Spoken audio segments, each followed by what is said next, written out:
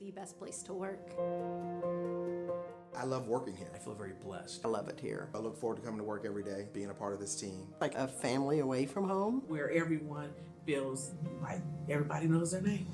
The city that supports you, we see that with our benefits. A pension, vacation days, job security. Being able to be heard. We feel valued, we feel respected. Lee Summit is a very progressive city. It's growing, it's thriving. We have this drive towards not just doing a job, but doing it with a spirit of excellence. I had the opportunity to continue to grow, regardless of 30 plus years doing this kind of work. It's more than just dollars and cents. We're here really to give back. Providing a service to better a community. To go out and serve people. To be a part of something bigger than yourself. If I would have known what I know now, years ago, I would have been here much sooner.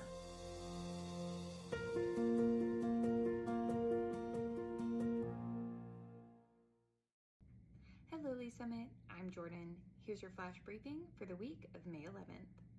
City Council will meet for regular session Tuesday night at 6 in Council Chambers and City Hall. Meetings are open to the public or watch live on the city's YouTube channel. If you can't watch, catch the recorded meeting on demand on the YouTube channel or by subscribing to the Council Debrief newsletter, which breaks down 3 to 4 key agenda items. Subscribe at cityofls.net. Looking for a fun night out with friends or someone special? Green Street is hosting Adult Night Out on Friday, May 15th at 7 p.m. Learn about the history of Prohibition and view a mocktail demonstration from Libations and Company. This event is for those 18 and older and is free to attend. Stay up to date with new events at greenstreetls.com. Tour de Lakes Bike Ride is Saturday, May 16th, beginning at 7 a.m. at Longview Community Center. Choose from 4 different routes around 5 different lakes in Lee Summit. Registration ends Friday, May 15th at 7 p.m. Find more information at lsparks.net. And join the Wellness Commission for a leisurely bird walk on Sunday, May 17th at 2 p.m. at Bailey Park. All birding skill levels are welcome, and bring binoculars if able. This event will happen rain or shine and last about an hour. Thanks for listening, and have a great week. The City of Lee Summit has hundreds of traffic lights across its more than 1,000 lane miles, all managed by the city's Public Works traffic technicians. The work happens inside those metal boxes on the side of each intersection. Inside, technicians program a device called the controller. The controller communicates directly with each signal head via underground wires, telling each light when to turn on and off based on a programmed cycle. City traffic engineers design this cycle to allow traffic to flow as efficiently as possible for that particular intersection. In order to best match current traffic patterns, they install something called a detection system. Detection systems have taken many forms over the years, from sensors in the pavement to radar boxes. But in Lee Summit, they primarily consist of cameras, which workers mount above the traffic signals. These cameras don't record video or your speed. Instead, they monitor the spaces at the front of the intersection and identify when a vehicle is present in a specific spot. Once a vehicle is identified, the detection system sends a message to the controller, which then adapts its standard cycle to best serve the cars that are present. The pedestrian button works in a similar way. When the button is pressed, the controller receives a signal, requesting that it allow that section of the pedestrian walkway to go, which it then inserts into the signal pattern. Technicians also install something called a conflict monitor. The conflict monitor is a device in which they program all the potential patterns of lights that would lead to a collision. If the other systems mistakenly trigger those patterns, the conflict monitor sends the intersection into flash, causing all lights to flash red and directing drivers to treat it like an all-way stop.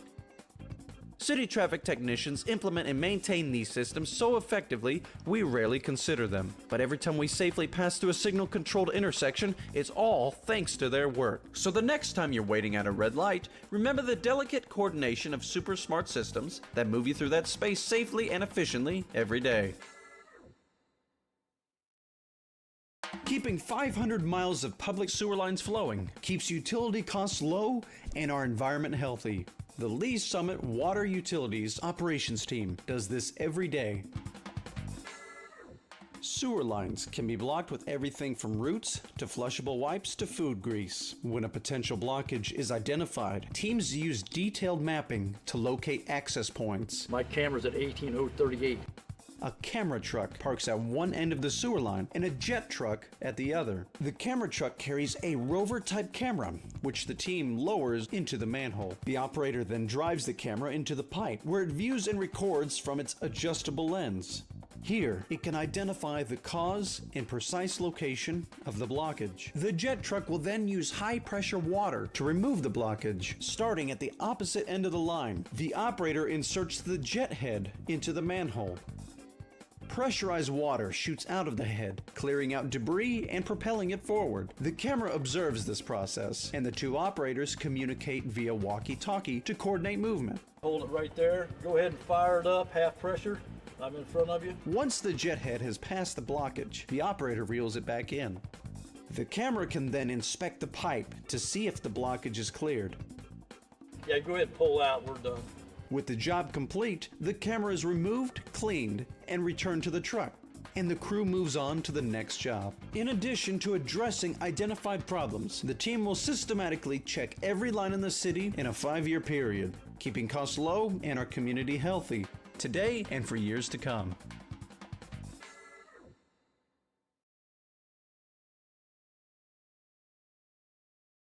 Officers en route, 914, armed robbery.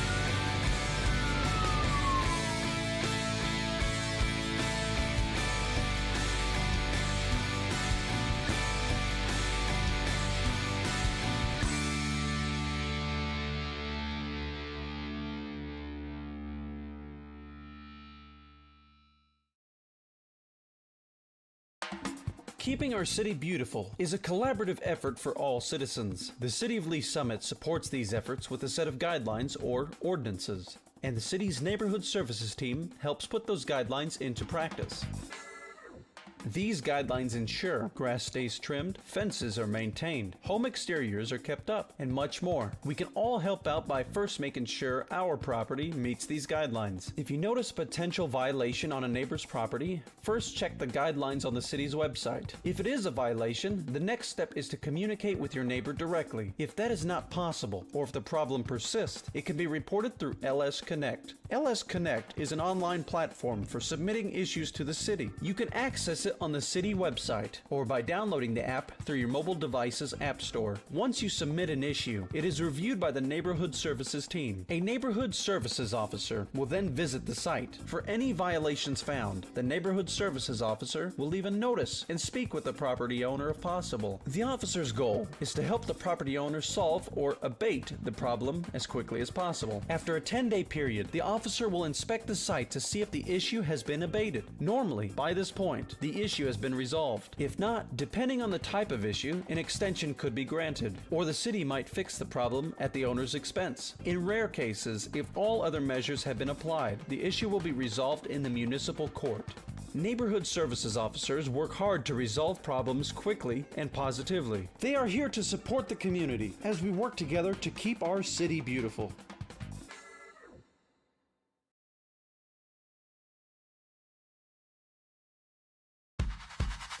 Lee Summit has lots of local destinations, but where do you start? Green Street, a vibrant community space in the heart of downtown, is where Lee Summit comes together. Its 3 dynamic areas have something for everyone. Green Street Market is a modern event venue and home to the downtown Lee Summit Farmers Market. Green Street Lawn is a covered performance space hosting live music, family activities, and more. Green Street Grove is a mixture of gathering spaces, an immersive playground, and bold architectural features. And all 3 areas host community events year-round. So the next time you set out to enjoy the city you love, remember, meet at Green Street.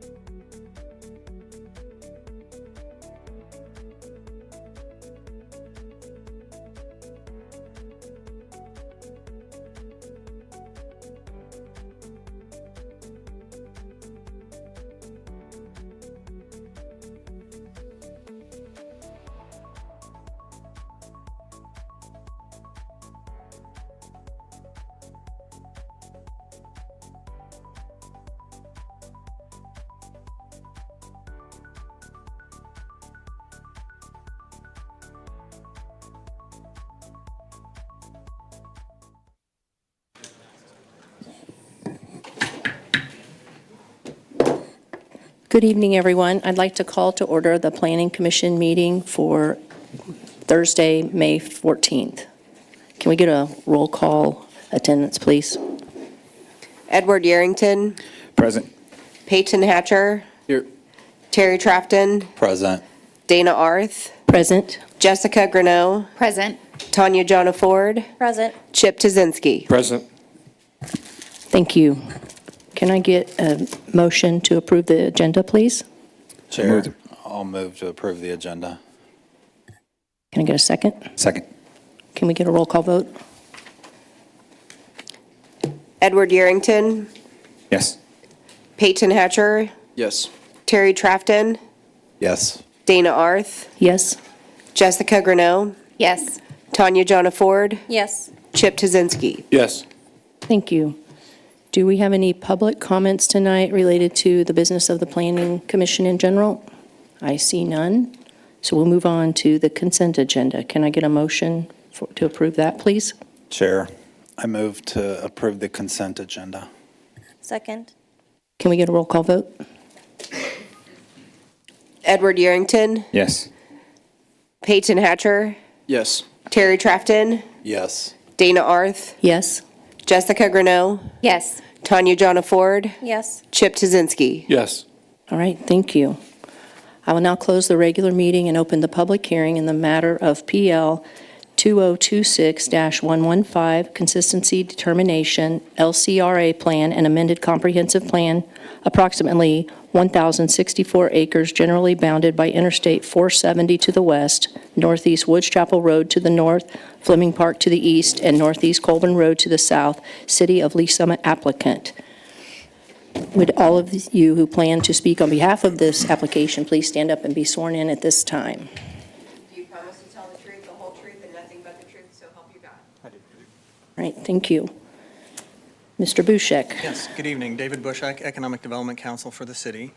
I will provide the initial presentation for the city tonight.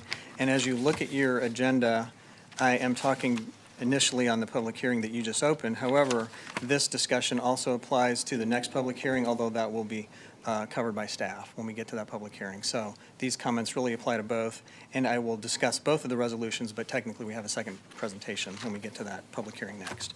So to begin with, let me start by explaining to you a process that the city has used in the past, which may help explain what we're talking about tonight before I go through the presentation. So from time to time, the city has considered and has approved redevelopment plans pursuant to the Land Clearance for Redevelopment Authority Act, which the acronym is LCRA.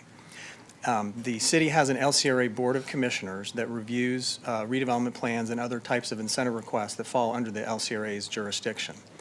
When those plans have been processed in the past, one of the requirements under the statute is for the LCRA board to make a recommendation to the city council regarding the consistency between the redevelopment plan that's being considered by the LCRA board and the comprehensive plan. Now, technically, that same statute charges the planning agency of the city with also reviewing that same question. The question being, this redevelopment plan that the city is considering under the LCRA Act, is it consistent with the city's comprehensive plan or not? So the statute charges the city with getting a recommendation from the planning agency of the city. So the way we've handled that in the past is, first, I've done an analysis of what planning agency means, and my best conclusion based on review of the Missouri law is that the planning agency of the city is the Development Services Department and then the Planning Commission also. So the statute doesn't specifically say this needs to come to you. It says it needs to come to the planning agency for determination. The way we've handled that in the past is there's typically parallel tracks when a project is being considered. So when an LCRA plan, a redevelopment plan, has gone to the LCRA board, in every previous instance, there's been a rezoning or a PDP that's come to you and then to the city council. So for each of the redevelopment plans that the city has approved in the past, you, the Planning Commission, have actually reviewed the zoning and the PDP, depending on what that application was, as a companion to the LCRA plan. So the way we've interpreted the statute is the charge being the planning agency needs to review the consistency between the redevelopment plan that the city's considering and the comprehensive plan. That's been handled in your zoning hearings. So when you've considered a rezoning or PDP for the same project, we have treated your review of that zoning application as satisfying the requirement that we're going through tonight. The reason I'm explaining all that is because that's how we've handled it in the past, but in this case, we don't have an application yet. We don't have a single development application for you to review. And as you'll see when I go through my presentation, we're talking about a huge land area. So how we're dealing with this question will become more clear as I go through the presentation. But I thought that was useful background for you. You have actually reviewed each of these projects in the past in tandem with that redevelopment plan being considered by the LCRA board. So we've never had this precise discussion, but you've actually considered this question for each of these projects in the past, and I thought that would be useful background information for you. So the presentation tonight, I will provide some background about the property that we're talking about, very similar to a presentation that we made to the City Council 2 nights ago. We'll be talking about the Arborside development, which is the northern approximately 1,000 acres, which you'll see more information about in a moment. And then we'll talk specifically about the consistency finding and then the 2 resolutions that are on the agenda for your consideration. So first, the background. This first visual shows the area of the land reserve properties. And the northern portion, highlighted in red up here, this is approximately 1,000 acres. This area down here is approximately 3,200 acres. This land was all initially owned by Property Reserve and will be transferred to Land Reserve for development, which are entities connected with the Church of Jesus Christ of Latter-day Saints in Utah. So we're focused on the northern 1,000 acres tonight, and in the future we'll be talking about the southern acreage, but tonight we're just focusing on the Arborside area. I just mentioned the parties that are involved. So the city has been cooperating with Land Reserve, the Land Reserve team, since 2019. So we've been working on this for about 7 or so years. Property Reserve, as I said, initially owned all the land, and then the land will be transferred to the Land Reserve entity and then eventually sold to developers for specific development projects. Land Reserve will serve as the master developer throughout this entire process, and there will be covenants applied to the property that control the land uses. So Land Reserve will continue to serve as the master developer as this 1,000 acres builds out. To give you a sense of the property that we're talking about here, the total acreage of the property that I just showed you, 4,203 acres. Technically, it's 1,064 acres on the north tract, and that's what we're considering tonight. Lee Summit is 6th in the state, both by population and geography. And I've learned that there are over 1,000 municipalities in Missouri, most of them being very small. But if you were to plug in the Land Reserve property, that land mass, in terms of geography, comparing it to all the other existing municipalities in the state, the land that we're talking about, the full 4,000 plus acres, would be number 104 in Missouri by land area. So the point that I made to the City Council 2 nights ago, and we discussed with the City Council last year, was it's as if we're developing a city within a city. And this data also supports that notion.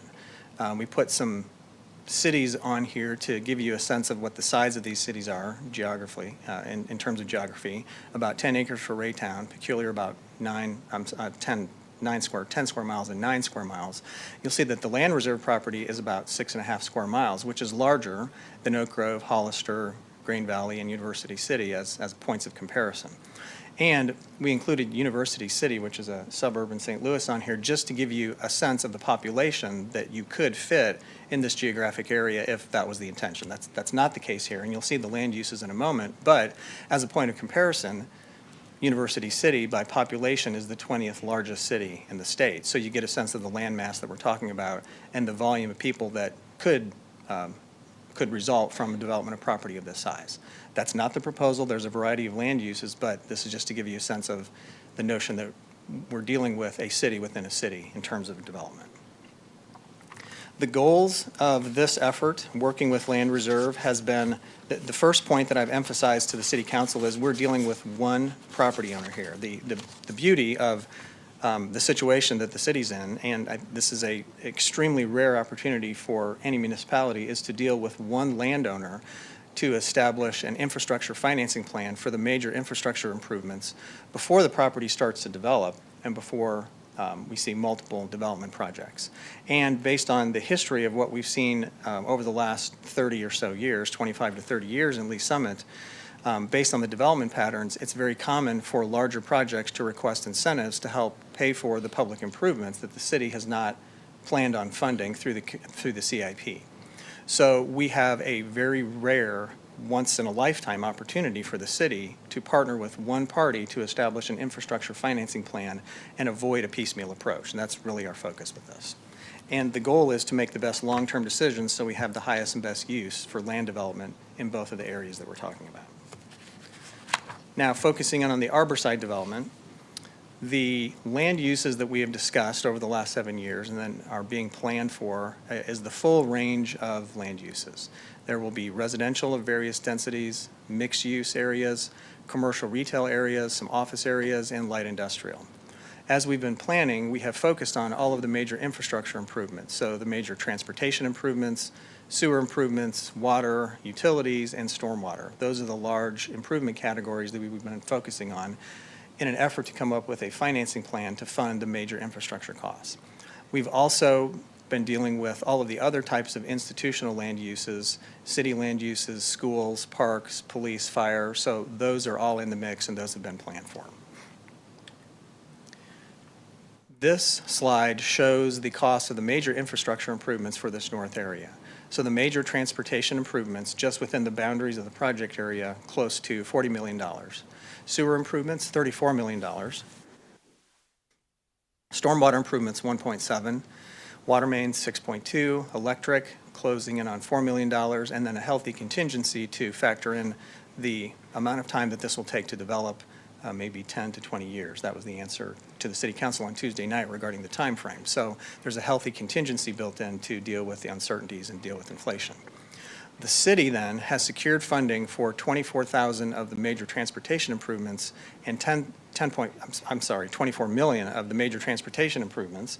I'll get my numbers right tonight. And then 10.5 million for sanitary sewer. The major transportation improvements is Todd George Parkway, the entire stretch through here. The city council has approved an agreement with Land Reserve for the construction of the Todd George Parkway.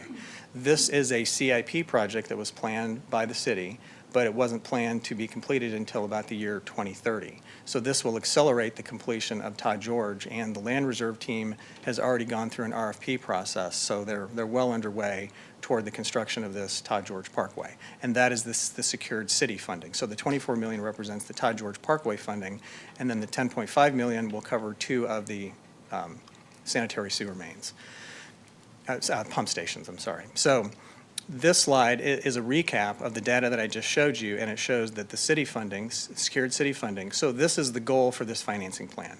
We're attempting to solve for 68.5 million in funding. We included all these slides to give you sufficient amount of background so you understand the context of this. There's more to how the financing plan works, but that's not really the jurisdiction of the Planning Commission. Your jurisdiction is, again, this narrow question that I started with, is this redevelopment plan consistent with the comprehensive plan? So that's what we start to focus in on. So that's where we turn to the consistency finding. This is language from the LCRA Act, and I thought this would be useful for you to see precisely what the requirement is and what your charge is tonight. So, from the LCRA Act, it says the Planning Commission, prior to recommending a redevelopment plan or urban renewal plan to the governing body for approval, an authority, that's the LCRA board that I talked about, shall submit the plan to the planning agency that I discussed at the beginning of the presentation, for review and recommendation as to conformity with the general plan for the development of the community as a whole, which is the comprehensive plan. So your charge is to evaluate whether this redevelopment plan is consistent with the city's comprehensive plan.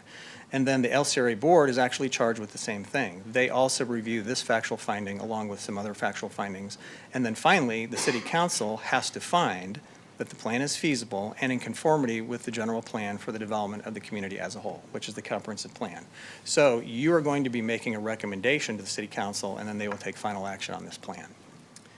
This is the site plan for the north area, and I will walk through each of these land uses because the words are a little bit small, but I'll point out what each of these say. Starting on the left, the yellow, this is town center. This is designated as park area. This is mixed use area here. This is senior development, the red area. Next to that is R2 development, commercial development down here. This gray area is light industrial. This is a park. This area here is R1. The orange area over here is R2, and then this is scheduled to be mixed use. And to the left is north. So when we turn that map, so now north is up, this is the same map that I just walked through. This is a snapshot of the comprehensive plan as it exists today. One of the things that we talked about is, I think you could probably make this consistency finding today, because as you look at the designation on the city's land use map, these are roughly equivalent to these shapes over here, but there are a few anomalies which we thought you might catch. For example, this is designated as a residential pocket here next to the industrial, and you don't see that here. So we thought it would probably be appropriate to go ahead and process an amendment to the comprehensive plan so there is a better match between this plan and the comprehensive plan, which leads to the two resolutions that are prepared for your consideration. One is the comprehensive plan amendment, which Shannon will talk about in more detail in a moment. And then the second resolution would be your recommendation to the City Council regarding this finding. So this is the final slide. This is the map that has been prepared, which is included in that first resolution for your consideration. If you pass that resolution, it would amend the future land use map to be this map here that's been prepared by staff. And as you will see, there's almost a perfect match then between the shapes and the land uses that are called for under the LCRA plan and the shapes and the land uses that are called for under the comprehensive plan if you decide to amend it according to this map. So that's the initial presentation. That's the summary of what the request is. It's a very narrow request. We thought we'd give you more information so you had some background on this. You may have questions about the development, which would be appropriate. But ultimately, your charge is to make a recommendation to the City Council whether the LCRA plan that's going to be considered is consistent with the comprehensive plan. I'll go ahead and stop there and answer your questions or listen to your discussion. Thank you. Mr. McGuire, do you have a presentation? I'll take the presentation up on the next item. Okay, all right. We'll talk about this particular consistency finding and then the resolution for this, and then we can move into the next item, which is going to be the comp plan amendment for the map. Okay, so I'm going to ask the commission if we have any questions for the applicant. I'll start with you, Mr. Chizinski. Thank you very much. Just one quick question, David, and welcome back. Thanks. Missed you guys, so glad you're here. At the beginning of your presentation, you had mentioned that PRI is going to maintain and be the developer of this property. And so what does that mean long-term? Are they only through the development of it and then they're gone? Or is it into eternity that they'll always be involved in businesses that come up or change of business or whatever? I'm just trying to understand the long-term involvement of PRI. Yeah, so I'll give you as much of an answer as I can at this point, and then I'll let someone else come up and maybe give a more detailed answer who's working with the Land Reserve team. I believe the plan for Land Reserve is, first, they will record covenants against the property, a set of covenants, conditions, and restrictions, which, for our purposes and for our discussion tonight, would institute certain restrictions on the land uses that could occur there. There are certain land uses that we know the church would not want to develop, and so that will be a control mechanism that I think part of the answer to your question is that would be permanent. That will be recorded against the property and would be a permanent set of covenants and conditions that presumably they can be amended by their own term, but it would take a vote of the property owners at some point in the future. So I think the intention is those covenants would be permanent and control land uses for, I'll just say, the long term. And then the second part of the answer to your question, I believe that it's the intention of the Land Reserve team to remain as the master developer. I'll go ahead and say all the way to the end at full build out. We haven't discussed at final, this is an interesting point, at final build out, like when the very last acre is developed, I'm not sure at that point, and maybe we could have a representative from the Land Reserve team address that. But I think it's definitely their intention to be the master developer through this entire process to see the full 1,000 acres developed. Hi, Mike Van Buskirk with Newmark Zimmer. I've been working with Land Reserve as their master broker and consultant, not for 7 years like the staff has, but for the last 3 years. And it's exciting to be bringing forward this plan tonight. To answer your question, sir, this is very similar to office industrial parks and retail projects that we've done all over the metropolitan area. It's just on a much larger scale. So we put CC&Rs, our private covenants and restrictions in place, and we do keep control up to a certain point.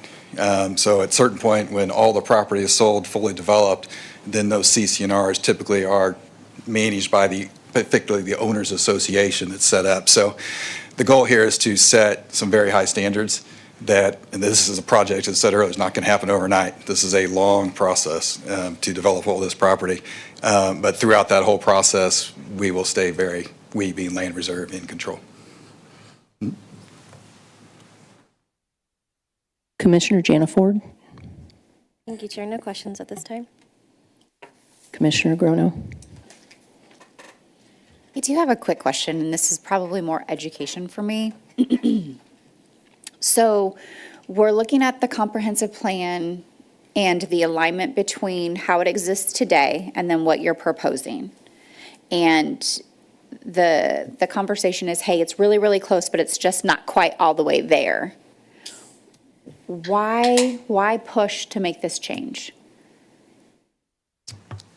I don't think I would characterize it as a push. Okay. If you look at this map, as I mentioned, this is the existing land use map. I think you probably could make this consistency finding today. But the concern was, would there be any hesitation on your part? Because, and this is something that I pointed out, something that is sort of glaring. This calls for residential right here. Obviously, this is just proposed for light industrial here. However, I think for the area as a whole, all of the land uses that the comprehensive plan calls for are all contained within the LCRA redevelopment plan. So I think you could make the consistency finding, which is why I don't think there's a push so much as just to, kind of a belt and suspenders approach, that if you move forward with this map, then there's no question. And then if we were not to move forward with the proposed map, and will you go back to this slide previously? Sure. That residential 3 area that's paired in with the industrial part. If there was an application that came in that particular residential 3 area wanted to propose an industrial type development, then we would be looking at a rezoning for that particular area. Is that how that would work? Am I thinking about that correctly? The first part of the answer is check. I'm not sure what the zoning is, so we need to take a look at what the zoning is to answer. We're looking at more of the comprehensive plan, not the zoning. Okay, so the way I think that would be handled is if you, this is sort of a hypothetical because this is what we're not proposing, but if, let's say we weren't considering an amendment to the comprehensive plan, I think you could still make the consistency finding. I think we could still move forward, but that would be a sticking point that we'd have to work through. Now, to answer your question, when a zoning application actually comes in, and if it's, let's just assume for the sake of this question, just all industrial through this area. So this is not proposed to be residential, but it's industrial. I think in the normal course of considering that zoning application, that would be handled by staff. And at that point, this is the unknown, they might be proposing a comprehensive plan amendment along with that zoning application if and when that scenario were to play out. Okay. This just cleans it up for you guys of what your plans are for this particular area and kind of removes any concern. Yes, okay. That's a good summary. Thank you. Just to add a little bit more on that, just keep in mind that the future land use map is just one small portion of the overall comprehensive plan. The enumerated goals listed out in the comprehensive plan are being met with what's being proposed here. Everything that's out there existing currently, what they're proposing is very similar, right? So we're just trying to get through and realign it so it's much more concise. One more thing that I'll add, which I don't think I really mentioned, but to be clear on this point, as this property develops, the normal zoning process will apply. So rezoning or PDP applications, SUP applications, whatever the case may be for the particular use, you will see all of those applications in the normal course of considering the development proposal. So the zoning process will be as normal for all of this property. Commissioner Trafton?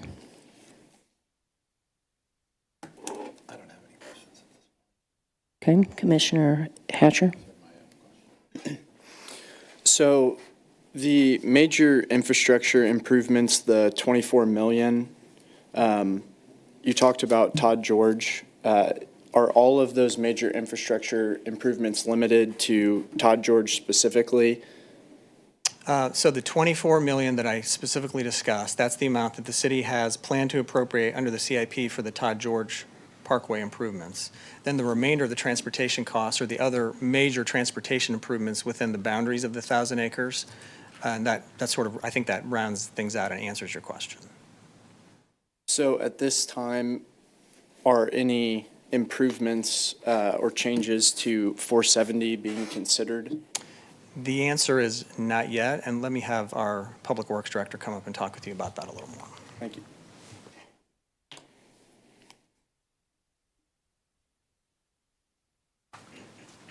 Good afternoon, Michael Park, Director of Public Works. So within the scope of this particular project, there are no planned improvements to I-470 directly. The city is working with MoDOT, Missouri Department of Transportation, and trying to I guess, make its requests known to the federal Congress and those, be it that we have a need here. The scope and scale of the improvements to I-470 that are desired are well beyond the capacity of our community, as well as really, frankly, beyond the capacity of MoDOT to fund. And so it is on what MoDOT considers an unfunded needs list. It's a list of priorities, so you'll see I-29, I-35, I-70 as a Tier 1 top priority.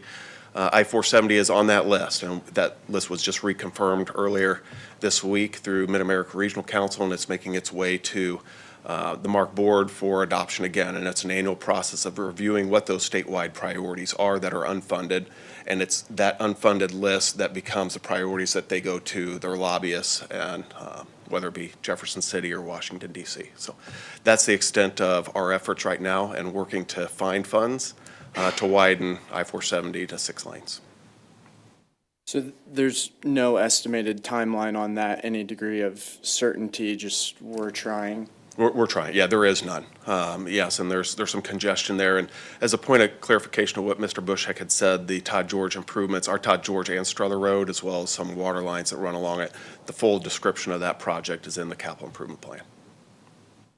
And they have an RFP out on the Todd George work already, was that correct? So it's going through an RFQ, a qualification-based selection that has been completed. Land Reserve has selected the designer for that. We have coordinated our kickoff meeting with staff. Staff will still manage the project like we normally do.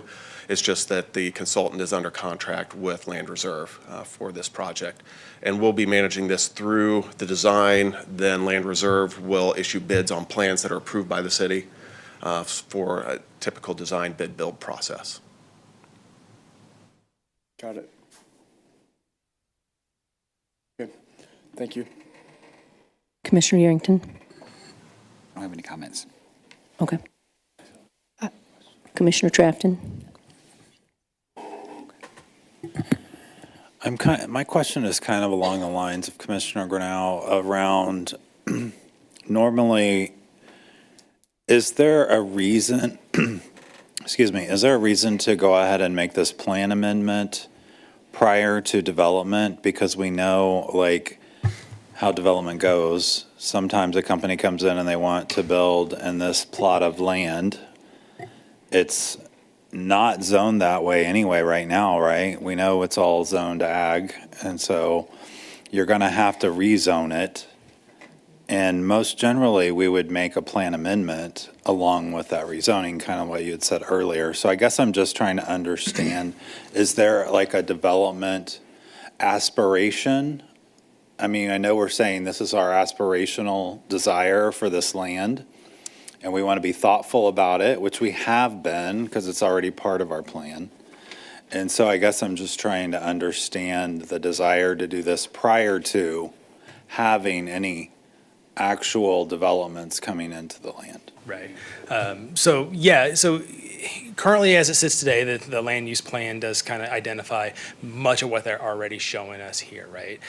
So if you could look here, so all this up here falls within that activity center, so that already aligns. The mixed use, everything that they're proposing in the mixed use already aligns. A park is allowed as an allowed use in that industrial it's one of those uses that's allowed out there.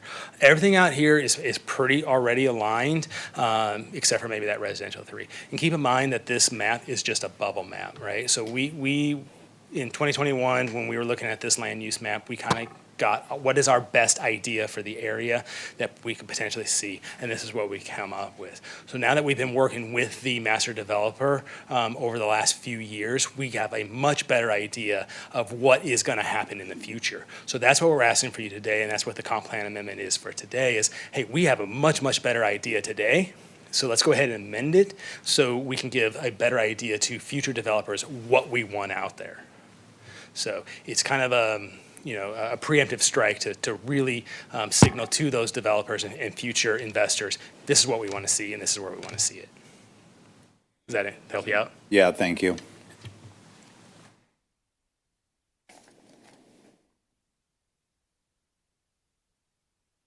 I have a question. I'm just looking at my notes.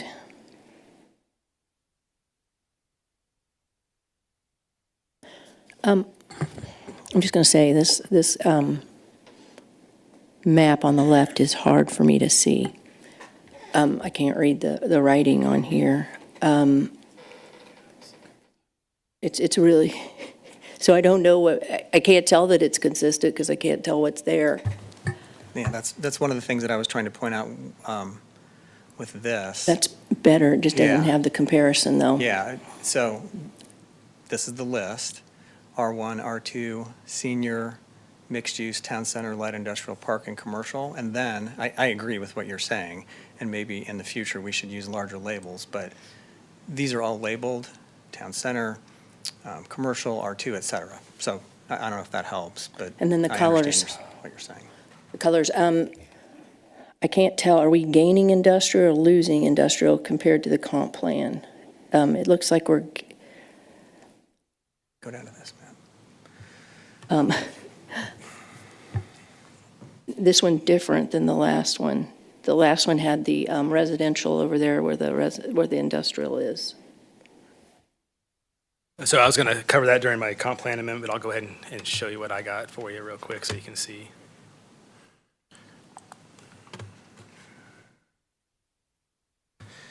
Do we have to enter these as exhibits since you're doing that? Not yet. Okay.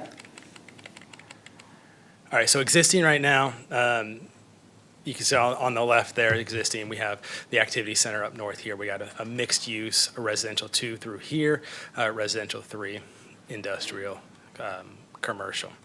So what we're going to be proposing during the comp plan land use amendment is to shift those so it better aligns with what they're proposing. Keep in mind that that mixed use does allow for industrial as well. So what they're proposing is just kind of shifting those lines from the mixed use that's existing right there to what we're saying here. Just throwing a little bit better definition between and breaking that out from commercial and industrial there. So what they have existing is mixed use, and we're just saying, hey, let's split that up so we got a definitive commercial area and a definitive industrial area. One of the next switches here is that R3 area. So that's kind of our higher density residential area. Maybe not the best use with all that industrial right there, so let's go ahead and take that out and just turn that into the industrial area that they're showing and going to market towards. So just to clarify, you've gotten rid of that mixed use on the left and replaced it with commercial and industrial. Residential 3 is gone. Yep. Okay. So, and then a little mixed use is still left. Yeah, and so then the residential 2, switching a large portion of that over to that residential 1 to get some more of that single family lower density residential in there. And then this area, switching it from industrial to parks to really show, hey, we want a park here. It's already been earmarked for a park. Conversations with the Parks Department have already been taking place, so this is kind of where we see that going.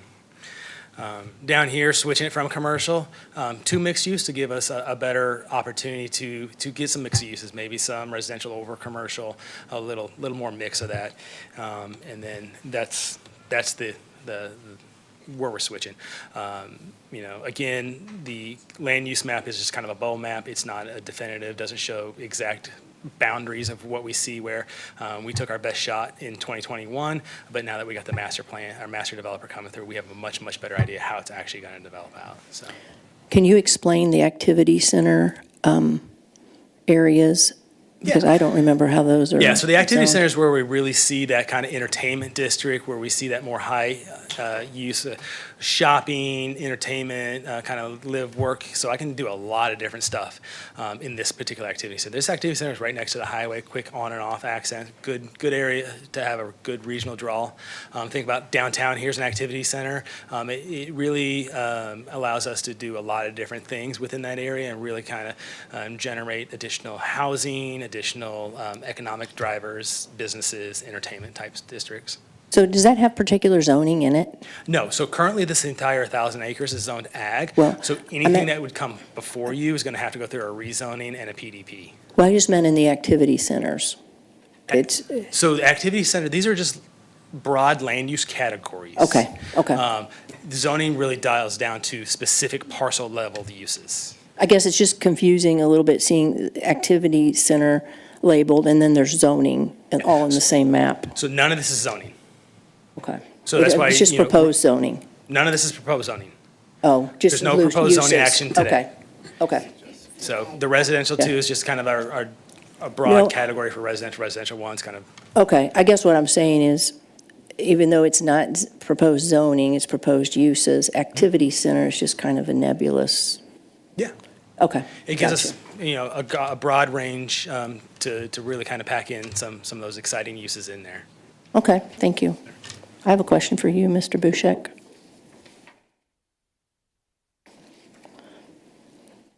I know this is not our purview, but I just want to understand. Greenfield that lacks infrastructure, I thought LCRA had to be blighted. That doesn't seem like blight to me, so I just wondered if you could explain that. Sure. So blight is one of the factors that the LCRA board will be considering. Economic underutilization is a significant factor when we consider blight. I think in this case, and so you're right, this is not something that the Planning Commission is charged with making a recommendation to the City Council on. But I think economic underutilization will be a significant factor when we analyze the blight. That's something that the LCRA board will consider and then the City Council will consider. There's one landmark Missouri Supreme Court case on economic underutilization from 1987, and the factors that case walks through. Some of the factors, such as the amount of time that the properties remain vacant, the amount of resources that are needed to provide public services, provide public facilities for development of the property, that can function as support for a blight finding. So blight is one of the factors that the City Council will be considering when it considers the LCRA plan. Okay, thank you.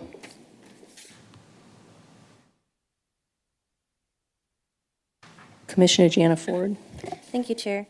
Can you switch back to the original plan, or the plan with the proposed land use and then what is currently, yes, this one. So I love the discussion of trying to understand what the purpose of basically marrying what's proposed to what we have on the comprehensive plan. So the idea is making suggestions for developers to have a better guidebook, correct? It's not saying this will have to be here. It's saying based on economic research and understanding of what our city needs, these are best suggested pockets of said use, and then that would transfer into rezoning? Correct. Okay, so comprehensive plan, proposed land use, rezone. So it's high to detail level. Correct. Okay, that helps, thank you. All right. It doesn't look like we have any more questions right now, so I will ask if there's anyone who wishes to speak in support or opposition of the application. There is none. Any additional questions from the commission? Commissioner Yerington? Yeah, I had one. Have we addressed the traffic concerns that are going to be going on in Colbern between that redevelopment from Colbern and Woods Chapel? Yeah. So this particular application is just for, you know, the consistency finding. Once we do have identified specific users, we'll review the traffic impacts at that time during the PDP and rezoning application. So that's kind of down the road. Premature question I had then. Thank you. Sorry. That's no problem. I'm good. Thank you. I know Commissioner Trafton has a couple of questions too. For you, Mr. McGuire. So one of the questions I'm curious about, and I know we haven't made any UDO changes to buffer zones, but you're building Todd George Parkway. And so that's in process. And so I guess I'm wondering, is the city allocating enough buffer land for, bigger buffer zones, more landscaping to make that a nice parkway so that we're not looking at buildings that butt up to it? Because when the developer comes in, we know this happened at Costco, we allocate and give up buffer zones. And so I'm just curious, are we ever working that into this plan? So the overall design of Todd George Parkway hasn't been completed yet, so it's definitely something the city can evaluate. I don't know if they've considered that fact, but we can definitely take a look at that, and Michael Park can answer Okay. that. I mean, I know then maybe we need to hurry up and make the UDO changes. Yeah. So I will say that at each individual PDP level, you guys will review any kind of setbacks and landscaping requirements at that time as well. Okay, thank you. I just want us to be thoughtful because now's the time to be thoughtful when there's nothing there but land. Yeah, so some of those are more UDO land use based that you would review as applications, PDPs come forward with the rezoning requests.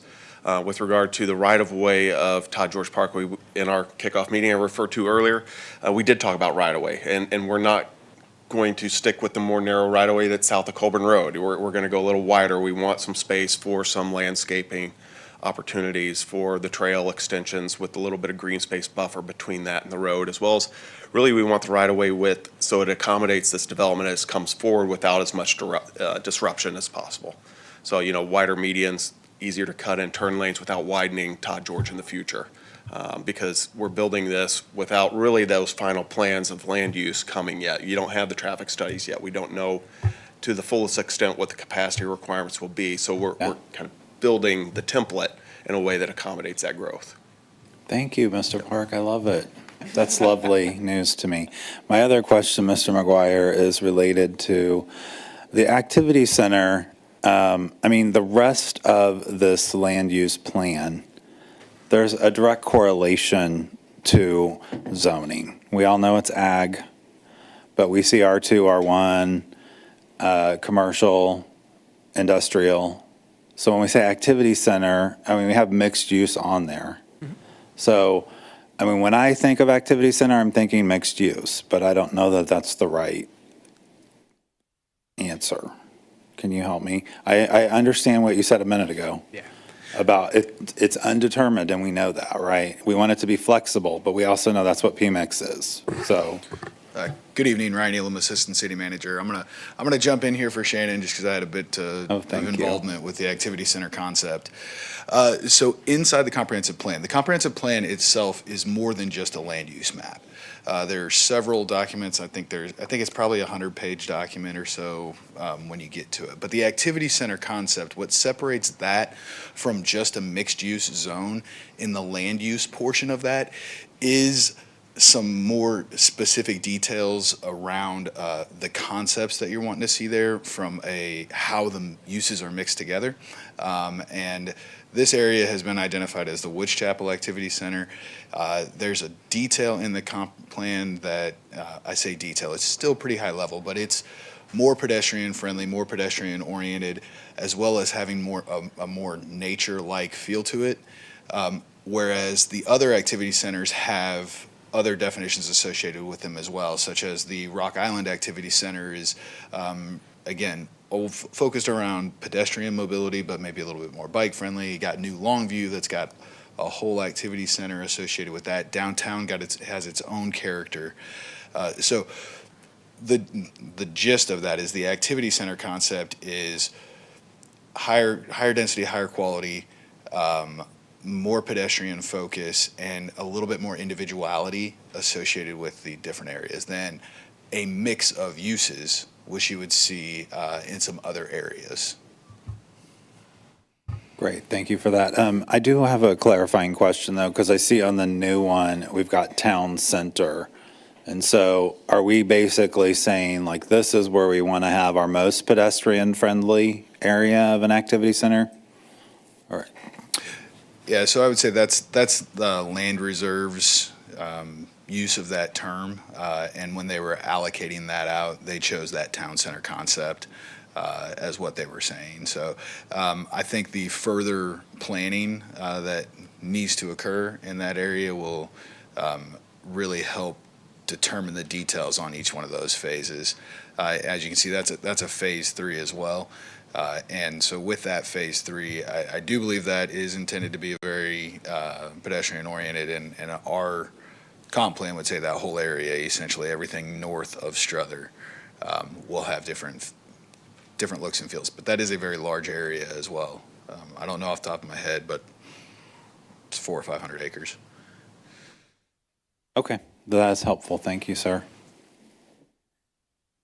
All right, thank you. Does the applicant care to speak about anything we've talked about? Nothing substantive. There's just one procedural item that I'll mention, which is in the sequence of your action on the resolutions, ideally the resolution amending the plan, the comprehensive plan would come first, and then the resolution of consistency would be second. Okay.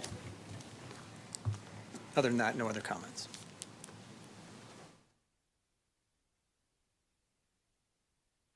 But we're doing that after we direct you to So what we can do prepare is the go ahead resolution. and go to the next item. I can give my presentation, and then we can take up the resolutions together.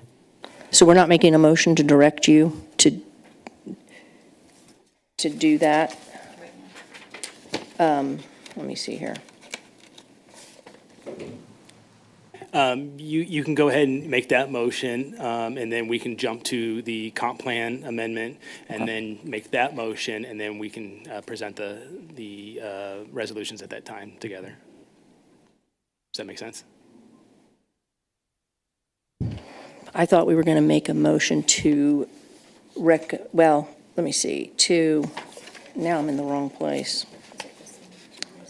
We were going to direct staff to present a resolution for our first So what I can motion. do is just go ahead and give my comp plan motion or presentation now, and then you can just make two motions at that time to approve the resolutions. So. Okay, so So I don't need a motion right now. I'll just go ahead and give my. Okay. Yeah. You always give me these curveballs. Yeah. So this is the staff presentation of this public hearing, kind of.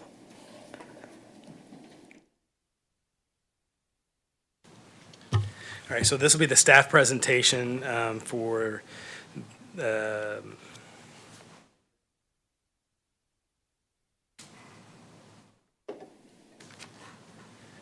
so this will be the staff presentation for 2026-7648 and the public hearing for that. Okay.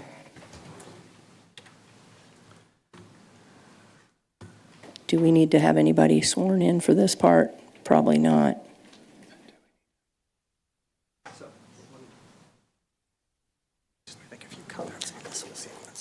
So just to clarify, we're technically holding two public hearings, and then you're considering two resolutions. We've already held one. We can go ahead and say we're finished with the first public hearing. I think you could go ahead and open the second public hearing. He'll provide his presentation, and then take the two resolutions in reverse order as they are on the agenda. So you're considering the plan amendment and then the consistency finding. Okay, that's what I was wondering, if I need to close it. So I'm going to close the public hearing and open up a public hearing. I'm going to close the public hearing on PL 2026-115 and open it up on 2026-7648. No, I'm sorry, Application PL 2026-114. Is this the comprehensive plan amendment? Okay. Land reserve property, approximately 1,064 acres, generally bounded by Interstate 470 to the west, Northeast Chapel Road to the north, Fleming Park to the east, and Northeast Colbern Road to the south, City of Lee Summit applicant. And I guess we need to swear anybody in who plans to speak on behalf of this application. Do you promise to tell the truth, the whole truth, and nothing but the truth, so help you God? All right, Good evening, Shannon McGuire, Assistant Director of Plan Services. Please enter the record Exhibit A, those are Exhibits 1 through 7. Exhibit A 1 through 7 noted and entered into the record. All right, as you previously heard, this is approximately a little over 1,000 acres located just east of I-470 between Colbern Road and Woods Chapel Road there, kind of the northern part of town. The city is proposing to amend the 2021 Ignite Comprehensive Plan future land use map to better align with the comprehensive plan with the master developer's long-range plan and what the city kind of sees happening out there. And this will help establish a better planning framework for future development in that area. So, as we've seen before, this is kind of where we're at. You kind of see the surrounding future land uses that currently exist with the existing land uses in that or future land use map there. All right, so this is what we're proposing today. Just kind of switch those up, and I'll go a little bit further in detail. Want to kind of show a better side-by-side of what we are currently have and then kind of what we're proposing is now. So on your screen there on the left is the existing and on the right. So as I spoke to earlier, the first change that we're looking to make is changing that from that mixed use in this area here and really splitting that up and identify the northern portion to be commercial and that southern portion to be industrial. Next change is going to be that residential 3 area just south of Lineweber, kind of moving that over to that industrial that we see going to be marketed from the master developer. And then here we're going to switch up that residential 2, which is kind of our medium density residential land use, to residential 1 is kind of our more lower intensity, lower density residential category. The next area is just kind of a park, right? So a park is a use that we could put into that area, but let's just go ahead and call it out as we see it and change that over to parks. And then switching this commercial area down south here to that mixed use.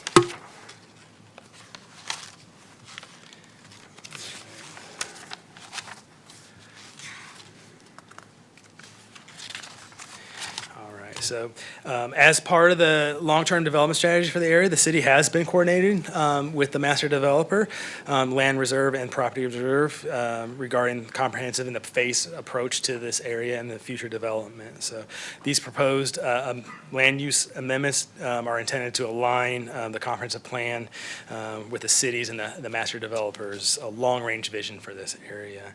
The proposed land use patterns reflects the anticipated mix of residential neighborhoods, activity centers, commercial areas, open space, and transportation that we do foresee coming in the future in this area. So updating that land use map to reflect the anticipated development pattern and long-range growth for the area does help keep our comprehensive plan up to date and make sure it's accurate and reflects what we do see and what we want to see out there, and maintaining that consistency between the comp plan and the evolving development in the area.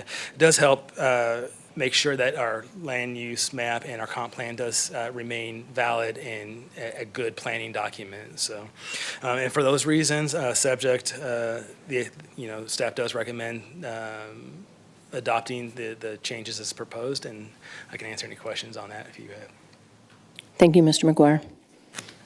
Do I have any questions from the commission? Commissioner Hatcher?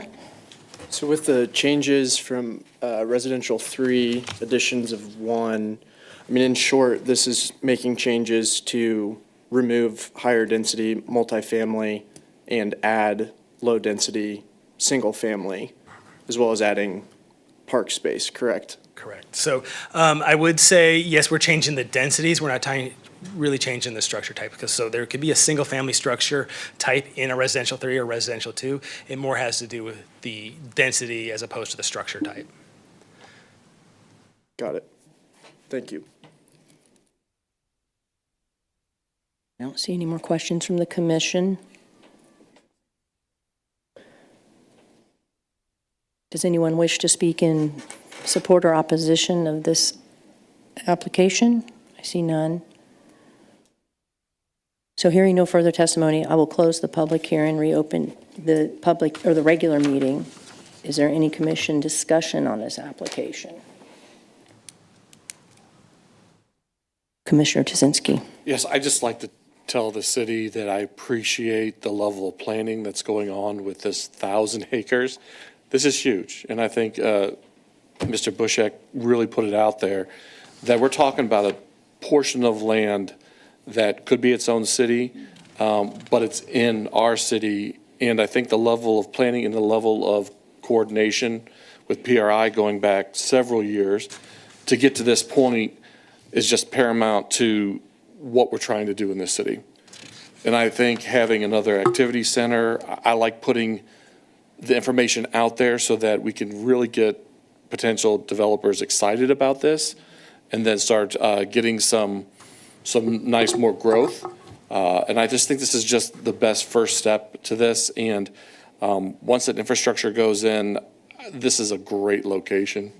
And there's, I mean, I don't know, Susan may know how many thousands of cars go right by here every day, twice a day. She could get it if she doesn't off the top of her head, but she could get it really quickly. But this is just a great location, and it's going to be a nice, I mean, just a little bit further up the road is the entry monument sign into Lee Summit. This is another great gateway into our city that gets done. So thank you for the planning, and I look forward to supporting this and voting yes for it. Thanks. Thank you. I was going to say, it's kind of daunting at first because it is the size of a small city, but I really like the changes that you have proposed here. I feel like they come with the time that we've had since the Ignite plan has been put in place and the things we've learned along the way and what we think, the direction we think we're going. So I like this. Commissioner Grono? I just want to say thank you for being patient and letting us, and educating and helping us understand what we were doing. I think there was a little bit of confusion about what was being presented and what it meant. And so that took us a little bit of time to work through. We got there. But I appreciate your patience and echo comments that have already been made. I think it's really nice to have a plan that can be used and leveraged so everyone's on the same page as to what we're thinking about putting there. So thank you. Thank you. So, point of order here. We're going to do two motions. We're going to do the first motion.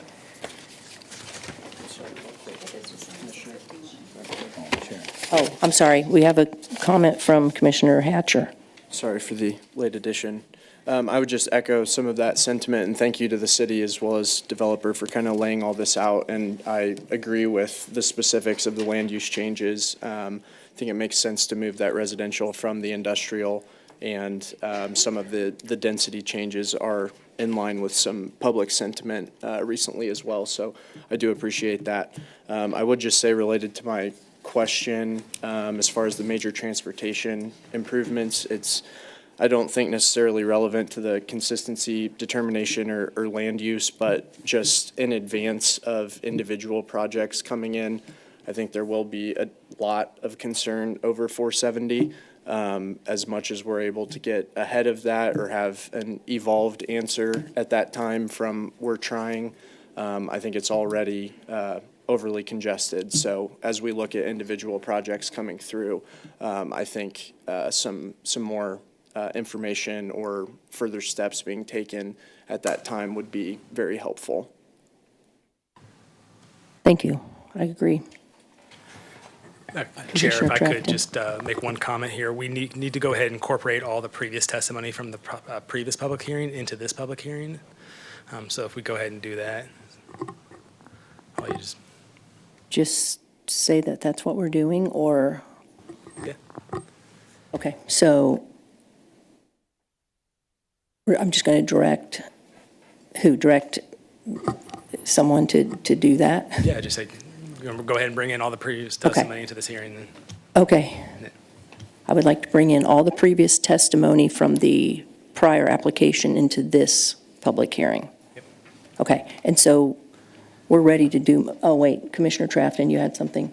Yeah, I just want to echo the other commissioners' comments. I hope this will help you, Mr. Van Buskirk, to get the the land use that we're looking for here into it. I know it's hard to do when you're talking to lots of different people. So I appreciate the effort to move this forward.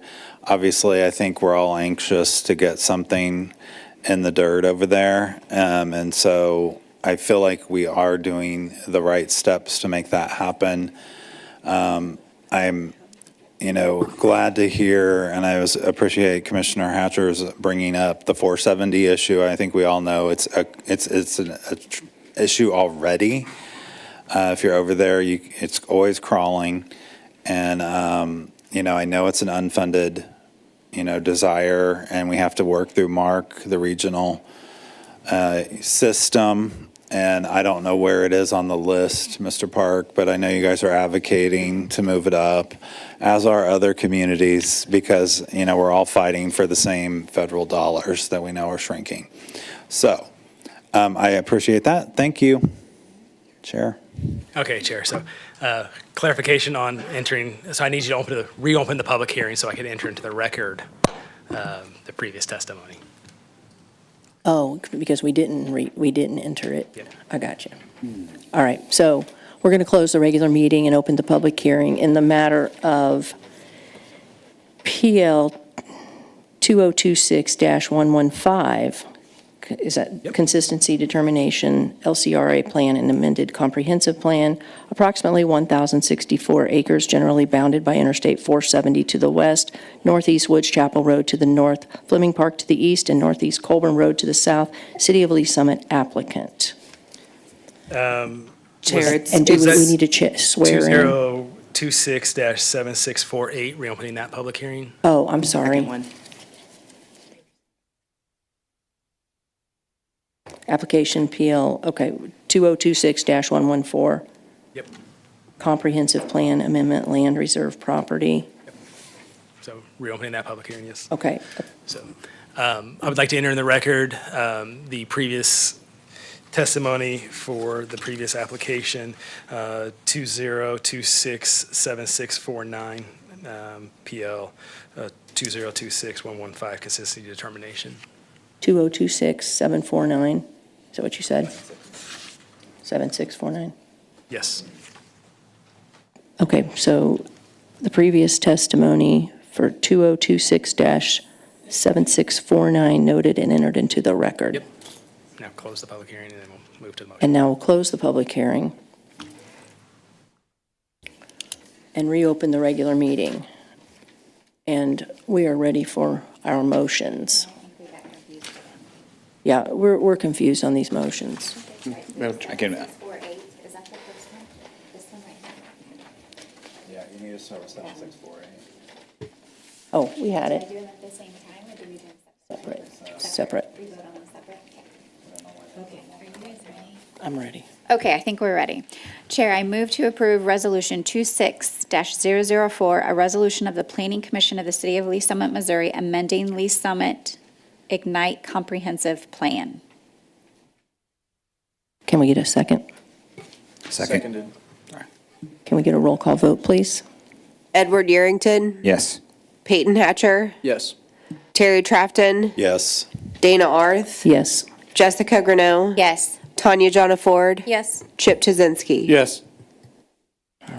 All right, can we get a second motion? Chair, I move to approve Resolution 26-005, a resolution of the Planning Commission of the City of Lee Summit, Missouri, recommending that the City Council approve the Arborside Land Clearance for Redevelopment Authority, LCRA, redevelopment plan. Can we get a second? Second. Can I get a roll call vote, please? Edward Yerington, Yes. Peyton Hatcher, Yes. Terry Trafton, Yes. Dana Arth, Yes. Jessica Greneau, Yes. Tanya Jonaford, Yes. Chip Chizinski. Yes. All right, thank you. So I will now close the regular meeting and open the public hearing in the matter of Application PL 2026-046 Preliminary Development Plan, Hazel Grove Elementary School, 1501 Northwest Blue Parkway, and 861, 871, 911, 915, and 921 Northwest Colbern Road, Lee Summit School District applicant. Would all of those who plan to give testimony or speak on behalf of this application please stand and be sworn in at this time? Do you promise to tell the truth, All right, thank you. Does the applicant have a presentation?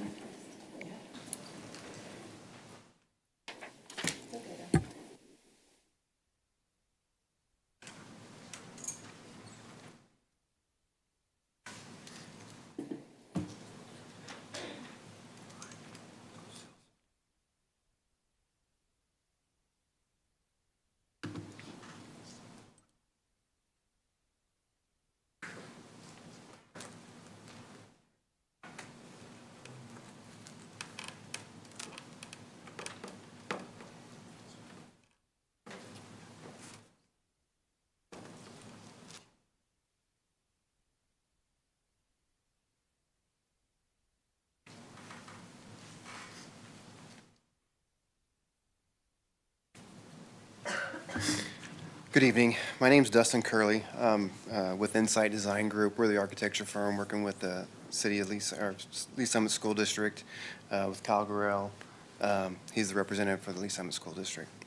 What we're proposing today is to go through the Hazel Grove Elementary School. Can we get an address for the record, please? Yes, ma'am.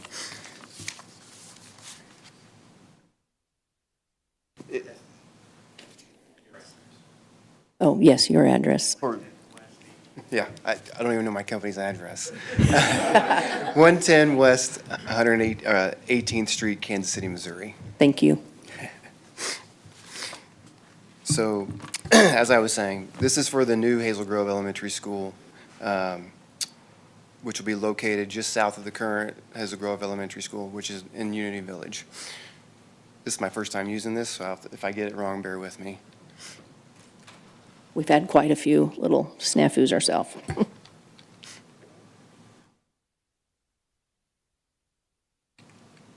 So, what this picture shows right here is to the northwest corner, the existing Unity Village campus with Hazel Grove Elementary School just to the north of that. The area highlighted here is the new site proposal, which is just south of Colbern Road, east of Northwest Rosemary Court. The site's approximately 34 acres. The new school is going to be roughly about 78,000 square feet. It'll be a two-story, part of it will be two-story addition, or excuse me, two-story classroom wing, administration area, single-story administration area, and then gymnasium cafeteria space. The gymnasium itself will be a tornado shelter for all the students and staff. So this is our proposed site plan right here. So coming in off off Colbern Road, you can see there's a right turn in, right turn out. This would be the key area for parent drop-off. So this whole drive coming in would be parent drop-off, coming down to the south to their own drive parking lot area, circling in and dropping off right here. To the west, we have the Rosemary Court, which is already just to the west of that, there's a doctor's office, dentist's office, I believe, office building. It's already a dead-end cul-de-sac. We're just going to tie into that. Typical turning lane in and out. That will be our bus entry into the site from that location. And right now we're proposing 10 buses. We don't anticipate going any more than that. They don't have that now today. We have some room to grow if needed, but right now based on our coordination with the Lee Summit School District, that's the anticipated amount. So you can see 10 buses queuing up here, and then they would also exit that same direction off Northwest Rosemary Court. And then just to the south of that, the school itself, like I mentioned, 79,000 square feet. To the west, a loading dock, and then behind the school, it would be playground, hard play surfaces, a little park area, just flat area for maybe practices of soccer or other events. As you know, the site right now is mostly wooded. Working with the Lee Summit School District and clearing that area for this proposed site and the construction of this area. So the elevations, the design of the building, it's basically, like I said, a two-story building with additional one-story areas, and then the gymnasium itself. The proposed materials that we're dealing with today for this building are going to mainly be brick, standard brick, architectural cast stone, so it'll be around the base of the building. And there's some additional images that we can kind of look at. And then you can also see on this board that what these images are. Hopefully, if you need to come up, I can bring them closer as well. But number one would be, like I said, the brick. Number two would also be the brick. Number three is architectural cast stone, so that'd be the base of the building around the main entry. Number four is the metal wall panel. We have a couple different types of wall panel. I believe right here we show this wall panel right here. It's kind of a siding, a wood look metal wall panel, and that's most of the brown you can see throughout the building. The brick itself is more of the gray. Number five, metal wall panel. This is more a decorative wall panel. As you can see, the blue, curvilinear type pattern for a little bit more aesthetic looks at the main entries. And then we have some composite panels throughout the building and some additional areas around the upper stories, around some clear story space. And then we also have glazing throughout the building, and then just a couple, standard coping pieces and some additional colors that are associated with those items. So here's your money shot. This is coming from the Colbern Road, coming in to the south. To the left would be the car drop-off here. To the right would be the bus drop-off coming in from Northwest Rosemary Court. So you can see what we're proposing is, student drop-off. The blue is that metal wall panel, that curvilinear wall panel. We're really trying to play off, for those of you that don't know, they're the Hazel Grove Hawks. Try to play off this fluid movement of the wings, the birds themselves. So that's what you see with all these birds, the curvilinear pieces. And then the wood, this is that wood-looked metal panel, flanking the end, bookending this wood main entry, or this metal wall panel entry. Main entry right here. Main entry would be, secure vestibule, standard practice for all new schools, meeting the needs of, secure. They would have to entry through the vestibule and then into the reception area if you're not a student. Two-story classrooms on the left side right here. And I didn't mention this earlier, but this would be a K through 5 school. So all the classrooms would be on the east side of the building, but the left side of the screen. In the middle right here, we have that main entry. This is where the admin offices are, the main library, media center as well. And then to the right here, this lower level where we see that wood look metal panel and brick, that is our cafeteria. And then in the very back, the kind of the two-story piece you see there, that would be the gymnasium, which is also the tornado shelter. And just going to work around the building here. This is that two-story classroom wing.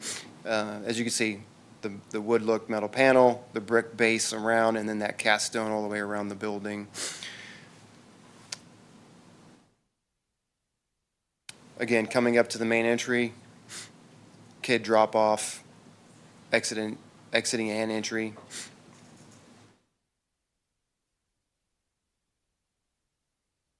Again, coming into that main vestibule, main entry. Proposed logo, one of the logos we're looking at for the new Hazel Grove Hawks. And this is on the back side, so unfortunately we don't have any of the playground equipment modeled here, but this whole green area would be the playground equipment area. To the left of that would be the blacktop hard surface for kickball, basketball, gaga ball, if you've ever heard of that. That's a new thing now. And then to this area to the east here, this is an outdoor classroom that we're working with the school district on. Get kids out during a nice weather day like today. Teachers can integrate them into the adjacent surroundings. This is that blacktop area for kickball, basketball, foursquare, gaga ball. And you can see we've carried that metal wall panel, that curvilinear design on the backside. This is that two-story media center piece right here. Again, the classroom's off to the right. And you can see here that tall piece, the gymnasium, tornado shelter to the left.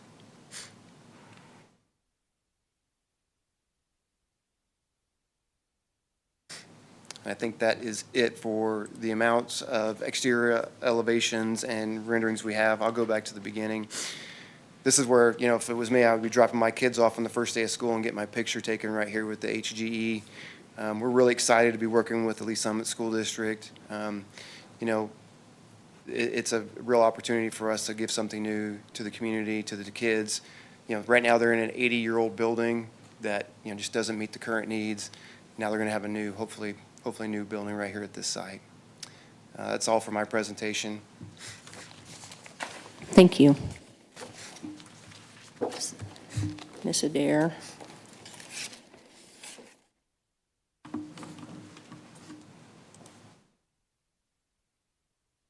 Okay.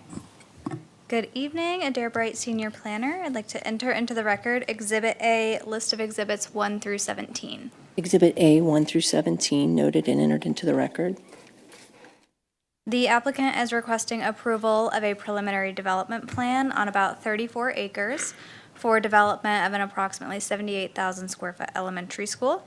The site is located southeast of the intersection of Northwest Colbern Road and Northwest Blue Parkway. The property is currently zoned P-Mix, which means that the allowed land use is dependent upon the proposed plan, along with other site standards such as setbacks, landscaping, and height of the building. The property to the north contains apartments within Unity Village's jurisdictionary boundaries. To the west and east are vacant undeveloped areas, while properties to the south contain office and industrial uses. The future land use map identifies the subject property as mixed use, which is intended to accommodate low-rise buildings with a mix of retail, office, services, and public uses, such as schools. The development does support the quality of life and the sustainable environment focus areas by enhancing educational opportunities and planning for future opportunities, and also preserving natural resources such as mature vegetation. The proposal includes the 78,000 square foot elementary school with hard and softscape play areas and 2 access drives to accommodate drop-off and pickup traffic circulation. One of the access drives will be off Northwest Colbern Road and the other off Northwest Rosemary Court. The required road improvements include construction of a right-in, right-out access on Northwest Colbern Road and construction of a 12-foot wide eastbound right turn lane on Northwest Colbern Road. The applicant is proposing 120 parking stalls, which exceeds the requirement outlined in the UDO. The proposed building includes 4-sided architecture with a mix of materials, including brick veneer and paneling, stone veneer, architectural metal, and clear and spandrel glass. The proposal meets all architecture and building design standards as required by the UDO for civic buildings. With the PDP request, the applicant is requesting to exceed the quantity of monument signs permitted within the PMIX district. This table here outlines the UDO standards and the request as presented by the applicant. The signs are within UDO allowance in reference to height, area, and lighting, and staff is supportive of the request as there are 2 primary entrances to the site, and having signs at both locations will help direct users of the site. A neighborhood meeting was held on April 13th of 2026. One member of the public attended that meeting. Questions and topics of concern included the determination of the location and the need for the use, the plans for the existing Hazel Grove Elementary, and the proximity of the train tracks. With the conditions of approval outlined here and in the staff letter, the application meets the goals of the Ignite Comprehensive Plan and the requirements of the UDO, and I am here for any questions that you all may have. Thank you, Ms. Bright.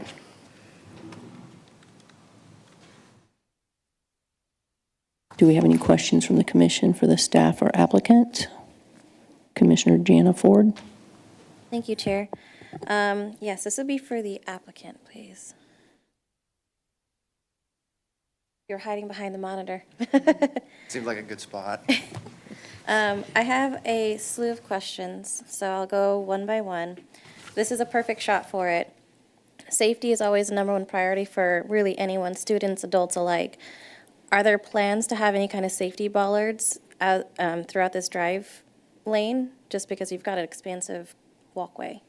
And not at this time. This is a similar, so we actually have a prototype of this currently being built right now at Greenwood Elementary School.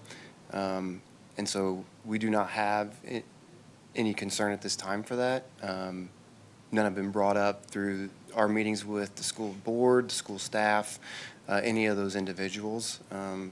So I don't, but we can take that under advisement with the school and see what the next steps would be with them. Okay.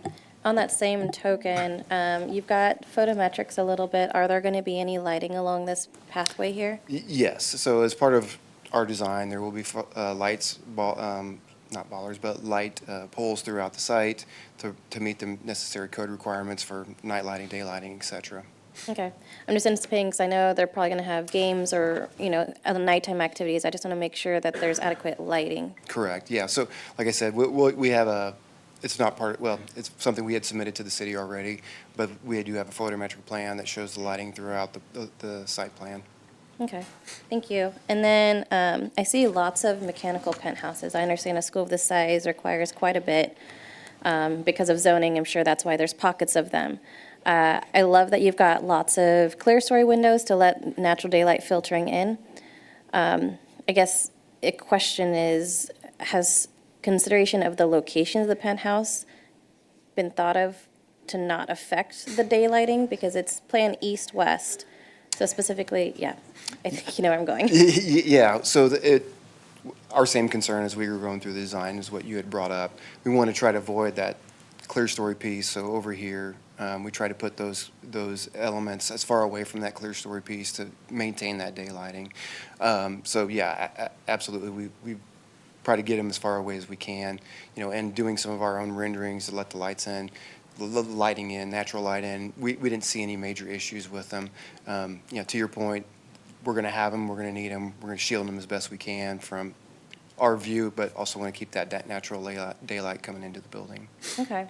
And then if you can, hover your mouse over the penthouse that's directly above the Hazel Grove logo. Right Yep. here. Is that visible from the two-story classrooms across the clear story? So, yes and no. So right here, there's no floor plans. There is an internal stair, grand stair for the students that come into this main entry. And maybe I can, sorry, let's see if I can't go to another. So there's a two-story stair. So the classrooms themselves will not be able to see that. But if you were to possibly stand up here at the balcony and look across, you could possibly see it. But I'd have to double check to see if we have that side shielded with metal wall panel as well. So there's no windows on the classrooms into that double height space? Correct. Okay. The blue threw me off. That's why I was not sure. But I assume that's an accent panel. Over here on the left side or right here? Yeah. Yeah, that's inside the clear story space. There's Right. like a sliver of blue. Oh, so we've carried some of that blue Okay. into the interior space. So Okay, just that's to- why I was getting confused about Okay. the visual of looking at a penthouse. Okay, now if we can go to the site plan, please. Yeah, this one would be perfect. So I appreciate that there's intent to keep quite a bit of the wooded area, especially on the east side of the plan. What is the intent for clearing the west side of the site? So right now, we're going to salvage what we can. The intent will be to salvage what we can. Site plan wise, it's going to be open. Not much else I can say about that at this time. So it's being cleared on the west side Yes. with no intent of using that I'd space? have to double check to look at our landscape plan right now and see where we're at with that intent. Okay. I know in our discussions with the City of Lee Summit, we're trying to salvage, like you said, as much as we can on the west and the south, or excuse me, the east side and the south side, and even to the north. The west side, I believe right now we don't have a lot that we're salvaging, but I can double check. I think it'd be appreciative to see if there's no intent at the moment to leave it wooded, because it's nice to see that it's kind of a secluded school where it's nestled in the woods, kind of creates the nature environment. So then my last question, what are the plans for existing property?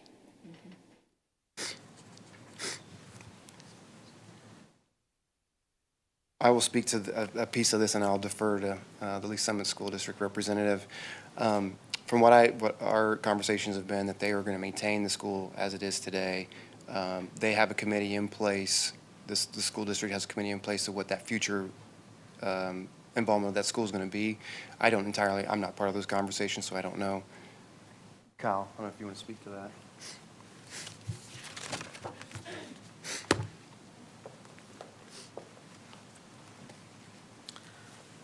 Good evening, Kyle Gorell, Director of Facilities for Lee Summit School District, 502 Southeast Transport Drive. I can't say it much better than Dustin. We don't have any immediate plans. The district did assemble a team last year, collected a lot of great ideas for adaptive reuse of the building, and have not made any definitive decisions, but it is our desire to keep the building and utilize it for other district purposes. So the idea is both buildings, when this is complete, will be maintained as well by the Lee Summit School District? They will. We would maintain both buildings. We don't know the purpose yet. It would not be a traditional K-5 elementary school, but it would have other district educational purposes. All right, thank you. Yep, you're welcome. Sorry, I need you back up here. All right, I didn't write my questions in sequential order, apparently. No, that's fine. This accessway, it's got a proposed accessway. What is the intent there? Is it to, I guess, are we just anticipating future use? Are you talking about this piece right here to the right? So the school district is working with the Parks and Rec Department with the City of Lee Summit. The City of Lee Summit is looking at turning this into a park area. That's the extent of what I know about that future involvement right now. So that's part of the reason why, as you can tell, we brought the road in the way we did, so they could have that access to that future parks area. And then the intent is that future park area would be accessible to anyone in the public? Correct. Okay. That is all. Thank you. I'm going to go hide back behind so you can't. Commissioner Bruno? I have a couple of questions for the applicant. You should probably just hang out for a minute. Yeah, stay up there. So is this school, I heard 78,000 square feet. Is this creating additional capacity for the school district? Will they be able to have more students at this particular school? Because I know the boundary is very, very large for this particular school, and there's a lot of development that's happening within that area. Yes. So right now, this school would be bigger than what their current capacity is. So whatever future growth, they'll have that capacity. Great. So the planning of the design of the structure was, or the school, the future development plans were taken into account to absorb that growth? That's my understanding. Great. Is there going to be any type of fencing or boundaries? Yes. Yeah, so it's funny you bring that up. We just had a conversation about this earlier this week with the school district.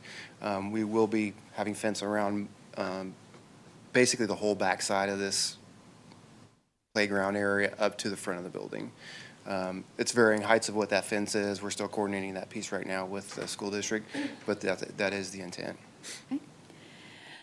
And then sidewalks. What's the plan with sidewalks? I know that the school district, when it comes to busing, has a certain amount of distance from residences that they're not busing, and they have to either be transported or walk. So I just want a little understanding of how all of that's going to work here. Right now, the only intent, and this one I have to double check with the school district, but right now the only intent is to come off Northwest Mary Parkway. That is the only intent at this time.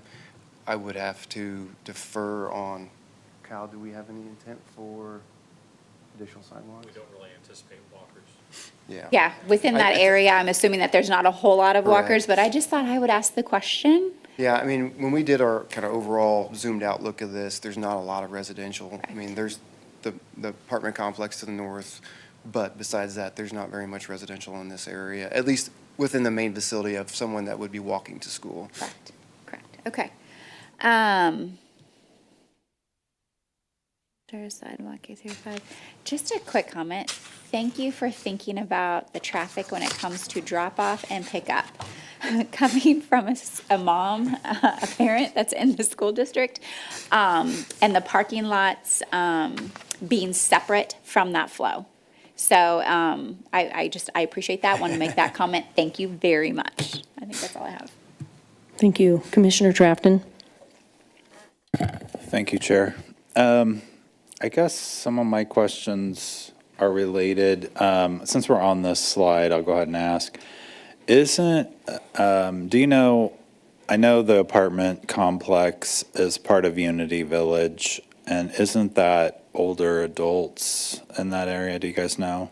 I do not know. I can only, we had a resident show up to our adjacent property owners meeting. Yeah, I saw that. That was all that I know about for them. I guess I am curious. I mean, I think it's older adults, but I don't know. But I'm also curious, like, if there were, over time, if those ended up being rented out to families with young kids that would want to get to the school. I don't really see an avenue for that to happen in this. So that's one, I guess, question I'm curious about. It looks like there may be a possibility, and I don't know if that was explored at all. Did you guys explore that? Not really, but I mean, for this site and how the school is so far set back from from those apartments, I don't foresee any problem if we had to tie into a sidewalk or anything into those apartment complexes. Especially if there's not going to be a sidewalk on it looks mostly like a drive, that long drive for the cars to pull into the school. Is that correct? Correct. Is that kind of being treated like a drive Colbern versus a street? The street is up there. I'm guessing that will have a name, and then you turn it into a drive. Is that correct? Yeah. Yeah, and I mean, we know how busy Colbern Road will be. I don't think we want really people, or definitely not students, walking along that if we can help it. Okay, then is that it looks like there is a tree buffer that's going to be kept between the drive, the street and the drive up there north and around the apartment complex. Is that correct assumption? Like I said earlier, I really want to double check that.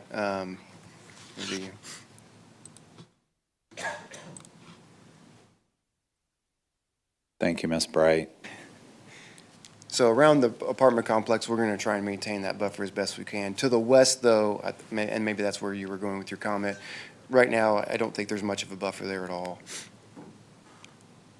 I mean, yeah, so that is trees that you're keeping over there between the drive and the apartment complex. Correct, yes, over in that area we are. Looks like there's a detention basin. Correct. Okay. All right, can we go over to the lovely exhibit of the front of the school that you guys made? That's beautiful. What did I do? Just escape. Okay. And then you're just in Adobe. Sorry to be testing your technology skills with the city's equipment. I got help. Okay. You said the front entry? The front entry with the HGE, that lovely. I noticed that there's an entrance off of the, I guess it's the cafeteria. And then there's I love the bank of windows. I guess I'm just also thinking about the safety of that and the ability. And so obviously that wouldn't be used as an entrance, but probably as an emergency exit is what my guess is. But then I'm also just wondering about the security of the glazing there. In our experience, most people will be coming through the front door, and that's why we have the secure vestibule there.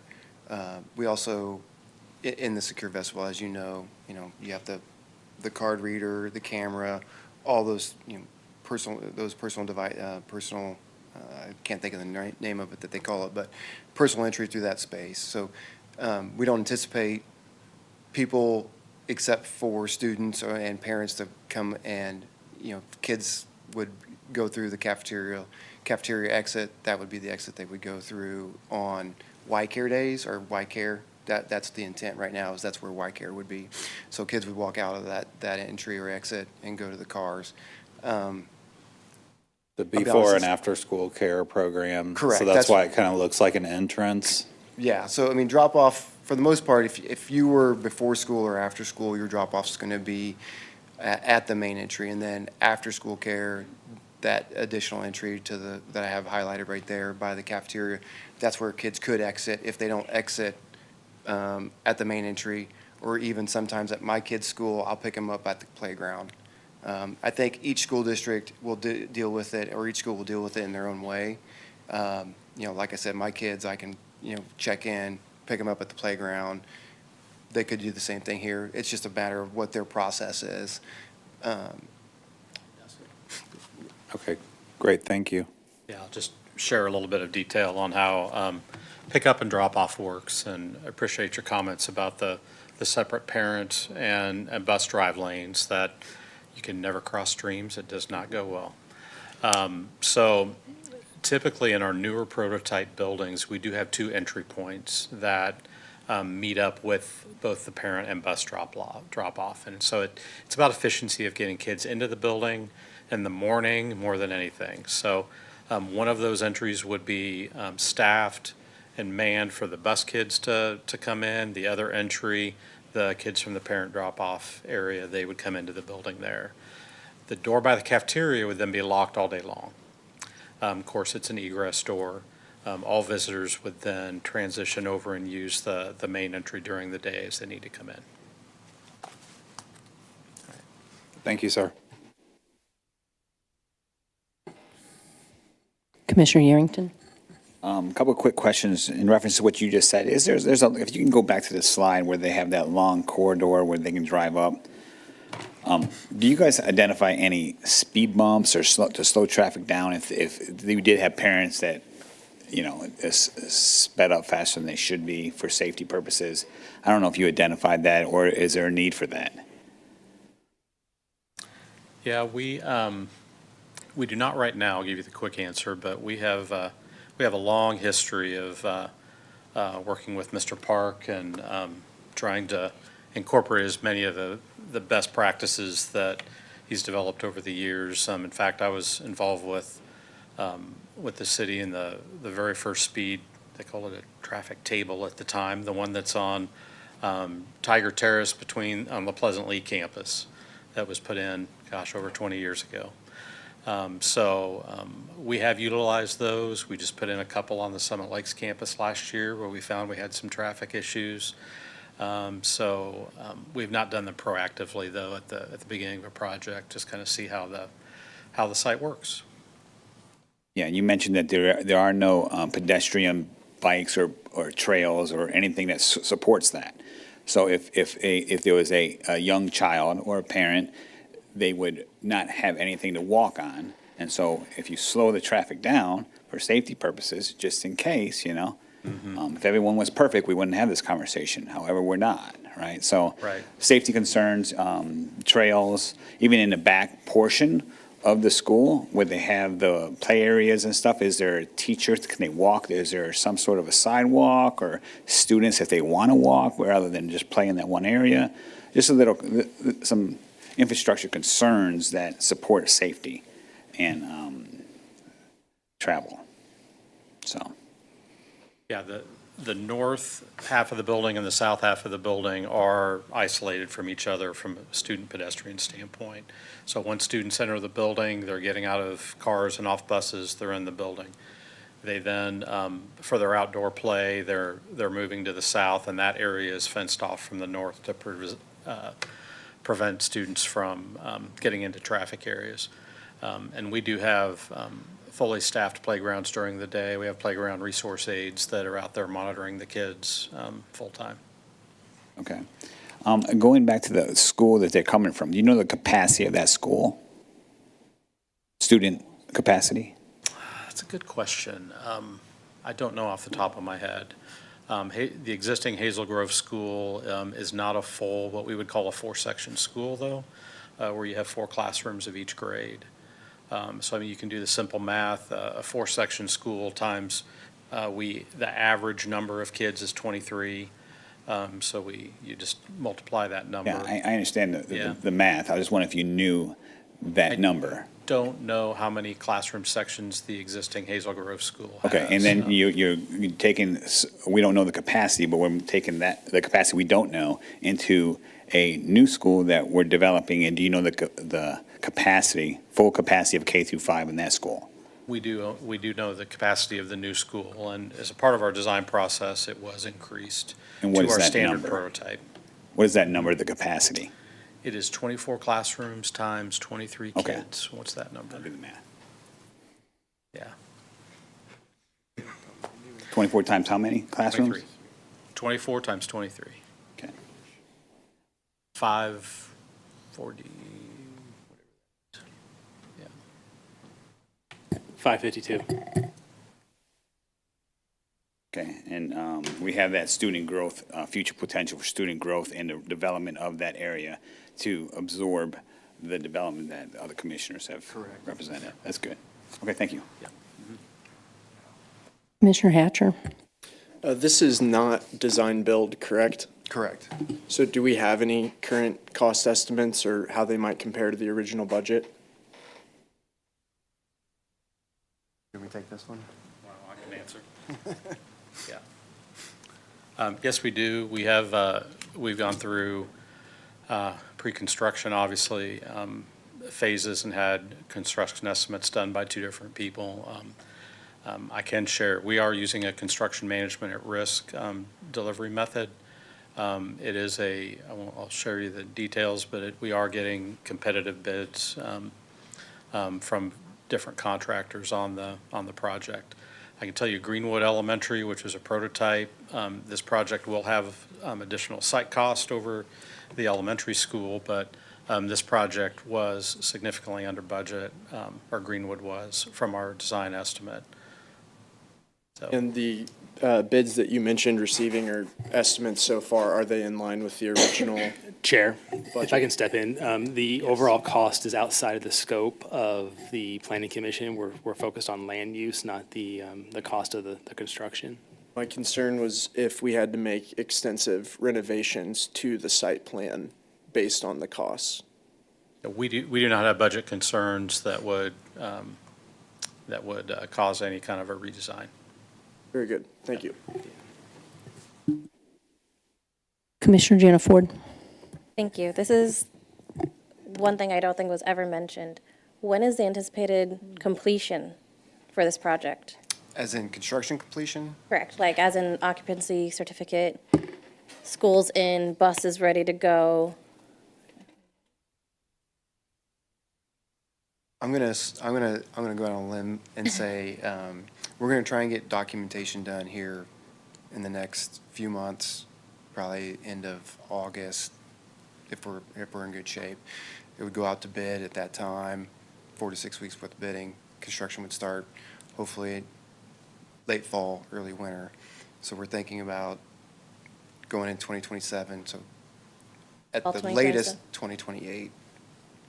Thank you. Fall 2028. All right. Is there anyone here who wishes to speak in support or opposition of the application? No. Any more additional questions from the commission?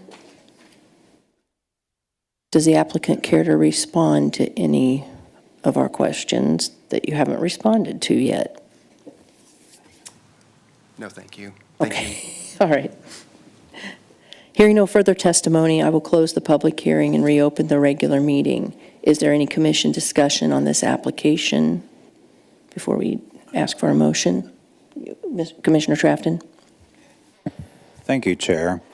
I do want to thank the school district for being good partners and moving through this process. I think it does lend itself to transparency and educating the community about what the school district is doing, and then being good partners with the city in the development of land and land use. Because I know technically, you guys can run off and do whatever you want because of how it's the governance of it, but we like good partners, and so I know you guys are good partners, and I know the community likes to know what's going on. So I just want to thank you for that. I mean, I appreciate all the work and effort that you've done and put into this. So thank you.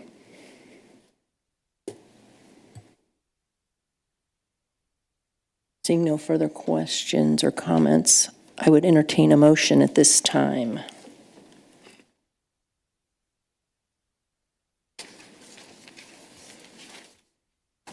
Chair, if I may.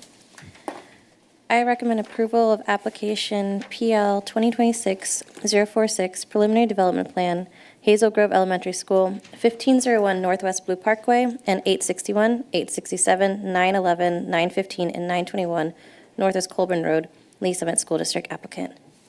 Can I get a second? Second. Can we get a roll call vote, please? Edward Yarrington. Peyton Hatcher. Yes. Terry Trafton. Yes. Dana Arth. Yes. Jessica Greneau. Yes. Tanya Jonna Ford. Yes. Chip Tuzinski. Yes.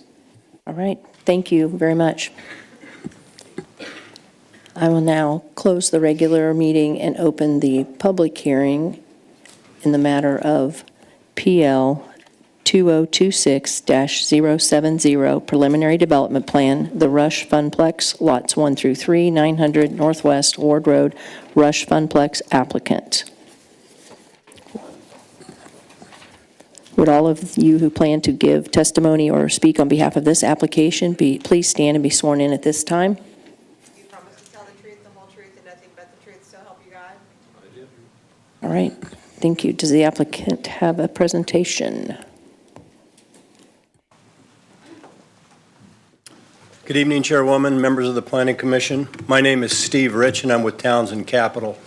My address is 837 Northwest Donovan Road, Lee Summit, Missouri. We're pleased to be here tonight to present our plans, our proposed plan for Lot 10A. It's really not shown on the screen yet, which is the final development piece to Summit Orchards West. I was in front of this body about 4 or 5 years ago when we got the original Summit Orchards West approved. However, Lot 10A, which is the northerly 10 acres, I didn't know what we were going to do there yet. So we simply had two 60 or 70,000 square foot industrial buildings there as a placeholder. Quite honestly, at the time, I knew that that wasn't the right use for that site based on everything that we're doing around it, surrounding the area. So I was fortunate enough to meet the principals of Rush Funplex about 2 or 2.5 years ago. And as I learned more about their use and their demographic, which attracts school-age children for indoor entertainment, and I learned more about the principals and their mode of business, all those good things, I said this is the right use for our site. So we started this process 2.5 years ago. And over that time, we've had many iterations of site plans, et cetera. This site is difficult because when we originally purchased the Western Electric plant, which was in 1998, we inherited several legacy utility lines from that Western Electric plant, some of which are in excess of 30 feet in the ground, which, quite honestly, if we had to relocate those utilities, it makes the development economically unfeasible. So with a lot of work from our engineering and architectural team, and quite honestly, the staff, Susan and Sue Pyle, we worked this site plan out of the site plan that you'll see tonight. It was challenging because the Rush Funplex itself is 75,000 square foot footprint, and we've got 2 additional commercial buildings, one of which will be owned by Rush Funplex, which will house their corporate headquarters for Missouri and Kansas. This will be their 3rd, and they're looking for additional sites. And then the 3rd building will be owned by ourselves. And if we're fortunate enough to get your approval tonight, I will begin marketing tenants for that 3rd building, but I'm not there yet. So that's a little bit of an unknown at this point in time. So this is also the last remaining piece of the puzzle of the Summit Orchards Community Improvement District, which was approved approximately 6 or 7 years ago. And it was helpful with providing the infrastructure for Summit Orchards retail and the new apartments on the west side of Ward Road. And so the public improvements that are required as a result of this project, with the city as recommended, we're in total agreement on. But I will be meeting with Erin and her team to confirm that they're in agreement that these are justified public improvement expenses. So With that, I think I'd just like to introduce the development team, thank the staff, and let you know that myself and any of our development team will be here available for any of your questions. And with me tonight, we've got Dan Milich with Funplex. Dan is flown in from San Diego for tonight's meeting. I've got Scott Sloggy with Sloggy Architects. Scott's one of the preeminent retail architects in the Midwest. I've got John Huss with SK Design. John has been working with me on this site for over 25 years. So he and I both kind of know where the skeletons are buried on this site, which unfortunately are several. So with that, I'm going to leave it with Dan, and I appreciate your time in advance for your consideration. Thank you. Thank you. Thanks, Steve.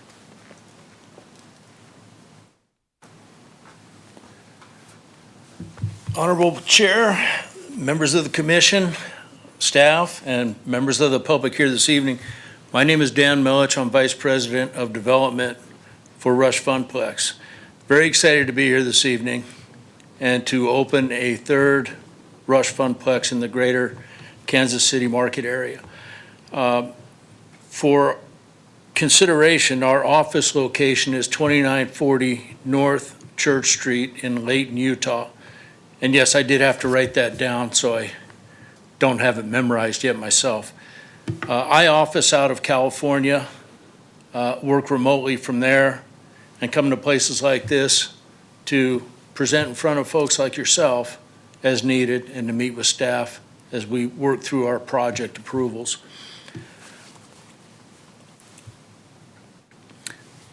This Lee's Summit Rush Funplex will be our 10th Rush Funplex. We have operations across 4 states. We have 2 existing operations in the greater Kansas City market area, one in the Creekwood Commons at 309 Northeast Englewood Road in Kansas City, and one in Shawnee, Kansas at 13110 West 62nd Terrace. We have 6 sites existing in Utah. Mostly in the Salt Lake Valley. We do have one down in Hurricane, Utah, which is getting ready to open. That's down by St. George, down in southern Utah. I don't want to take these off. We have 2 additional sites in consideration in Utah currently. And we have one soon-to-be-open Rush Funplex in Goodyear, Arizona, which is Phoenix metro area. We have 4 other sites in consideration in the Phoenix metro. And the theme here for us is we get in an area and we like to explore other opportunities in that area. It's economies of scale for us to be able to operate that way. Our company also develops other commercial recreational type uses. We also develop office buildings, light industrial developments, private schools, residential developments, and mixed use developments. Our other primary commercial operation is Crush Golf and Grill. And Crush Golf and Grill is a Topgolf-like facility. Most of you are familiar with Topgolf. We have an existing Crush Golf and Grill in St. George, Utah, and one opening in Clearfield, Utah, later this month.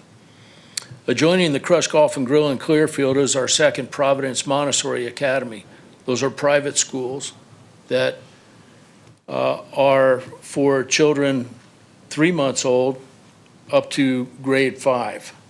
So it's the younger child, and they are private schools. Again, first one's in Orem, Utah. Our second one will be in Clearfield, Utah, and we are looking for more sites to develop those schools as well. Matt Gertz and his brother Kenny started Rush Funplex in 2012, taking over a large light industrial dark box building in Syracuse, Utah. So we have gone into existing buildings. Actually, the 2 in the Kansas City metro now were dark commercial boxes that we went into and developed as a Rush Funplex.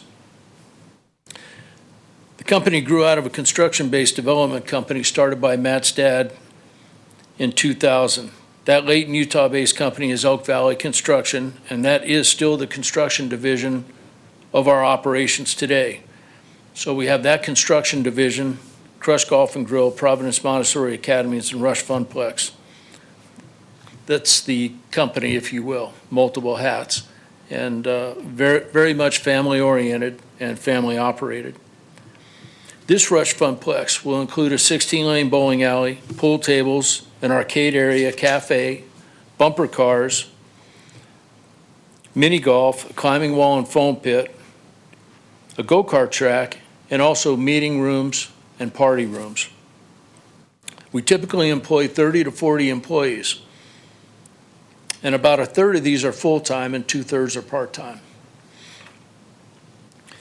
We believe in this market area. We believe in this location. It's a great site. It's a growing family population in this area. There's room to expand development opportunities around this area, which is what we like to see.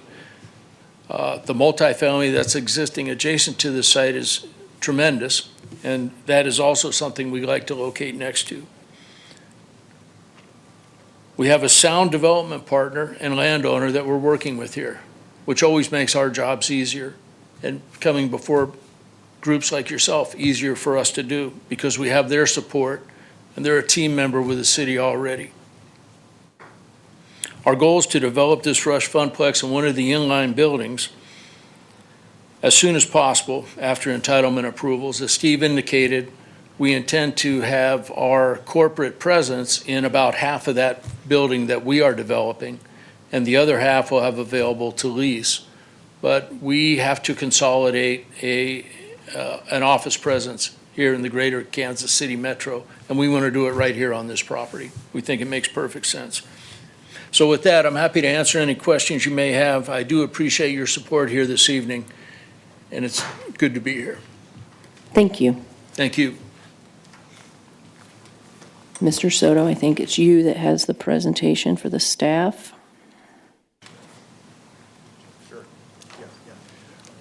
I apologize. I did want to introduce Scott Slaggy, our architect, to go over some of the details on the plans. Okay, thank you. Thank you very much. Thank you. Sorry, Scott. No worries. You kind of stole my thunder anyway. My name is Scott Slaggy, Slaggy Architects, located at 4600 Madison, Suite 350, Kansas City, Missouri. I think that it was articulated already as to what the use is for this building. And you'll see here throughout this presentation some slides that show the inner workings of the building. I know it's not really in your purview, but it's going to show you the extent and the development within this space that will make it very, very attractive to your citizens of Lee Summit. Before you, of course, is our team. We've been working very closely with staff, and Hector especially. I think Steve was articulating it. It was kind of like, it was a difficult site. It's kind of like dropping a box into a bowl of spaghetti. There were so many different utilities and setbacks, easements we had to contend with that we, through working with the city staff so closely, were able to find a way to make this work in a meaningful way, but still have good circulation and good development parlance within development. You'll see here how the plan lays out of the three buildings. There's a right-in, right-out off of Northwest Ward Road and a full movement at the intersection of Northwest Tudor Road. As Steve mentioned, they'll be making some improvements, some public improvements to make these movements even better. And we took proper care to make sure we're meeting all the requirements with respect to the landscaping, hardscape, setbacks, and of course sidewalks.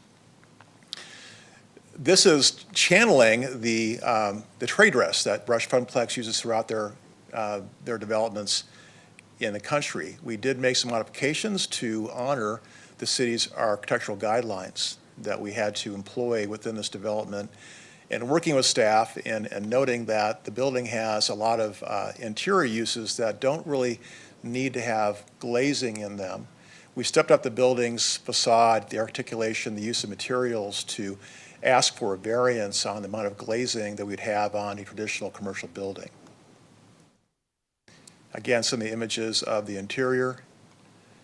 And it is a family funplex, there's no question about it, with all kinds of activities within the building. One thing that was also important that we articulated in our report back to Hector Soto is that because they have now, this will be their 10th location, they have 9 locations right now, the Rush Funplex is able to empirically gather data as to how they park their buildings throughout the country. And we found that there was a sort of right-sized number of parking spaces, which we think is appropriate here because many folks who come here are coming with their families or they're being dropped off by their parents to be here. So we didn't see the same need as your traditional commercial development to have a 5 or 6 per thousand ratio. You'll also notice that we have a proper drop-off zone that makes the ease of drop-off easier for those folks who come to the development, but there is going to be cross-parking throughout. So all this parking here flows from building to building, and you'll see in the report that we also have pockets where we could add more parking later if needed, if there's a real need for doing that. And as mentioned, we have 3 buildings that we're going to be developing. And they all have the same kit of parts, same materials, same finishes, articulations, so they all play well together as a harmonious development. We knew that was important to both the developer as well as to the city. And as flex buildings, we don't know exactly the kinds of tenants who might be here. I think we're thinking that might be primarily offices and potentially showrooms for light industrial type uses. So the idea is that these buildings are flexible and they can honor any kind of possible tenant that might be in there. But they still have a great look and massing that meets, again, the city's ordinance. There is a materials palette, and again, we were careful to make sure that the trade dress that they use throughout the country is consistent, but is, again, morphed to match the city's requirements here. There will be development signage that you'll see here in this diagram, A, and B. A are both the major entries coming into development, and B would serve the Lot 3 building here where my cursor is. And now with that, we'll be open to questions that you may have. Thank you.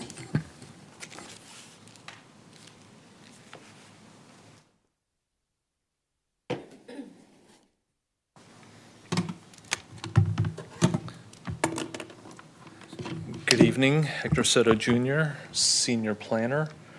I'd like to enter into the record Exhibit A, list of exhibits 1 through 16. Exhibit A, 1 through 16, noted and entered into the record.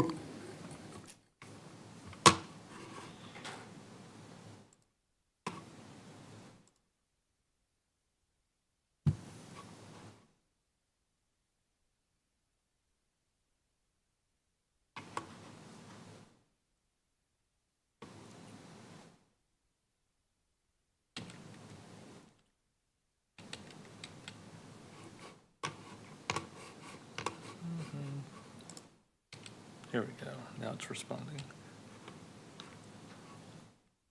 A little bit of a lag, but that's okay. So while this catches up with me, so the application that is here before you is for a preliminary development plan. As Mr. Rich had mentioned when he gave you a little bit of the background, this is the final piece, the northernmost 10 acres, what was originally proposed and approved back in 2022 as Summit Orchards West.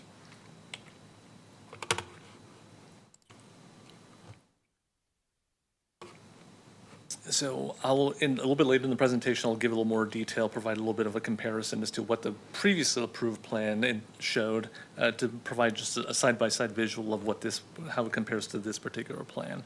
Included in this application, as Mr. Sloggy had made reference to, there is one modification request to our UDO requirements, and that does have to do with the fenestration requirements on street-facing sides of commercial buildings.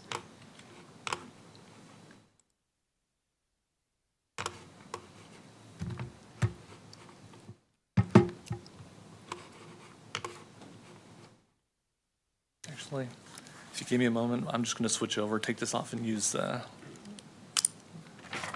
upload it a different way.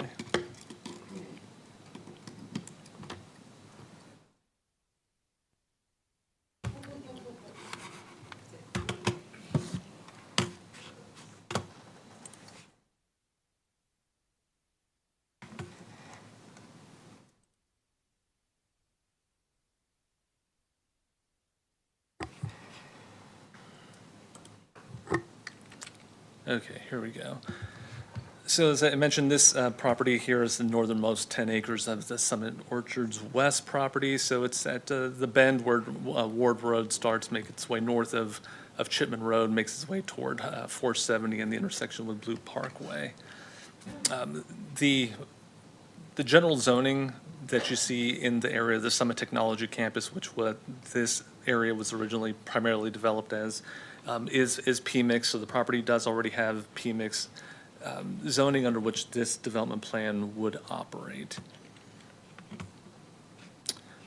So in total, we're looking at 3 buildings anchored by the larger Summit Funplex building, which is a little bit more than 77,000 square feet. There would be 2 smaller buildings, one at about 17,000 square feet, another one, the northernmost one, at about 13,000 square feet, both multi-tenant commercial buildings. In total, and I'll touch a little bit on this, in total, the site's going to be served by 306 parking spaces. Based on some of the empirical information or data that the applicant was able to provide regarding what the actual parking demand generated by the Funplex is, based on some of the other existing facilities, a total of 256 parking spaces are required. They're going to provide, at this point, about 50 additional spaces more than what their information is stating that needs to be provided for that use. So in terms of the elevations, you saw some artistic renderings of what they are proposing. So these are the 3 primary, and it's got the north elevation, the south elevation, the west elevation, which I'm just showing you the 3 here because the east elevation is essentially just a mirror image of this west elevation. So the building will be primarily oriented in north-south orientation. The main entrance will come off the north, so you do have the main entrance here with quite a bit of glazing, and you have, I guess, anchored on both sides of the building as you come in on the corners. You do have some additional glazing there to provide some architectural interest and break up some of the facade. As you can see, they do make quite an extensive use of different use of materials and colors and projections to create a distinct base, middle, and top for this building. The multi-tenant elevations, those primarily we're looking at architectural masonry units, brick, glass. The upper portions of the buildings, of the elevations do incorporate EFS. So with the development of this site, a traffic improvement study was performed, staff reviewed it. There will be road improvements associated with the development of this site. So here I've highlighted the areas in which they will occur. So on this image, north will be to your left. So this area here that I will highlight. So this area would be the intersection of Tudor Road coming in, intersecting with Ward Road. It's currently a signalized intersection. With this proposed development, the road improvements that will be required will include the lengthening of the northbound left turn lane into this development, the existing 2-lane intersection section of Tudor Road coming in from the east at this signalized intersection will be converted from a 2-lane section to a 3-lane section. So right now, the 2 lanes are just a left turn and right turn.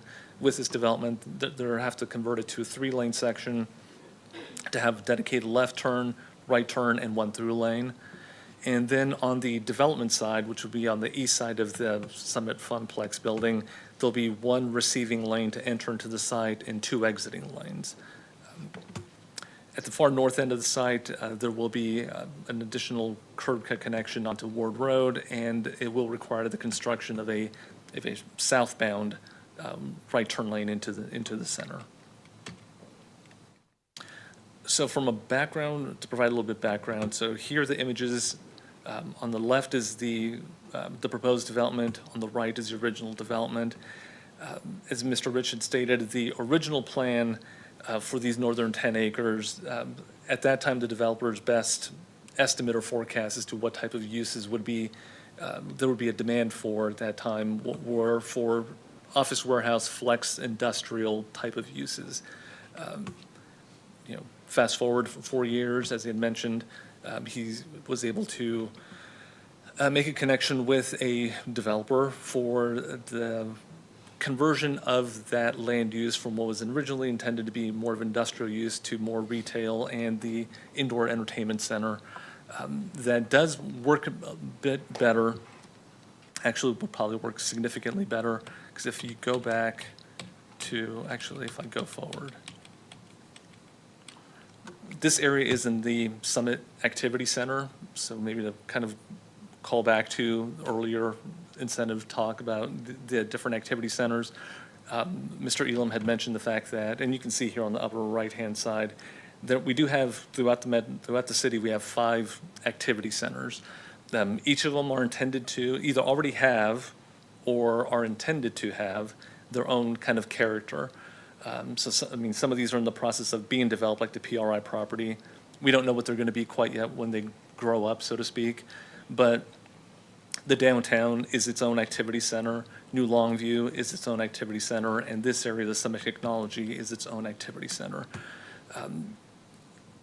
Like Mr. Elam stated, each one has their own character. The character of this one being that it is intended to maintain its identity as a regional retail destination with a number of uses that mix residential, which we have in the form of a number of apartment developments in and around this particular intersection, including the Trilogy Apartments, which have about 320 units immediately to the south.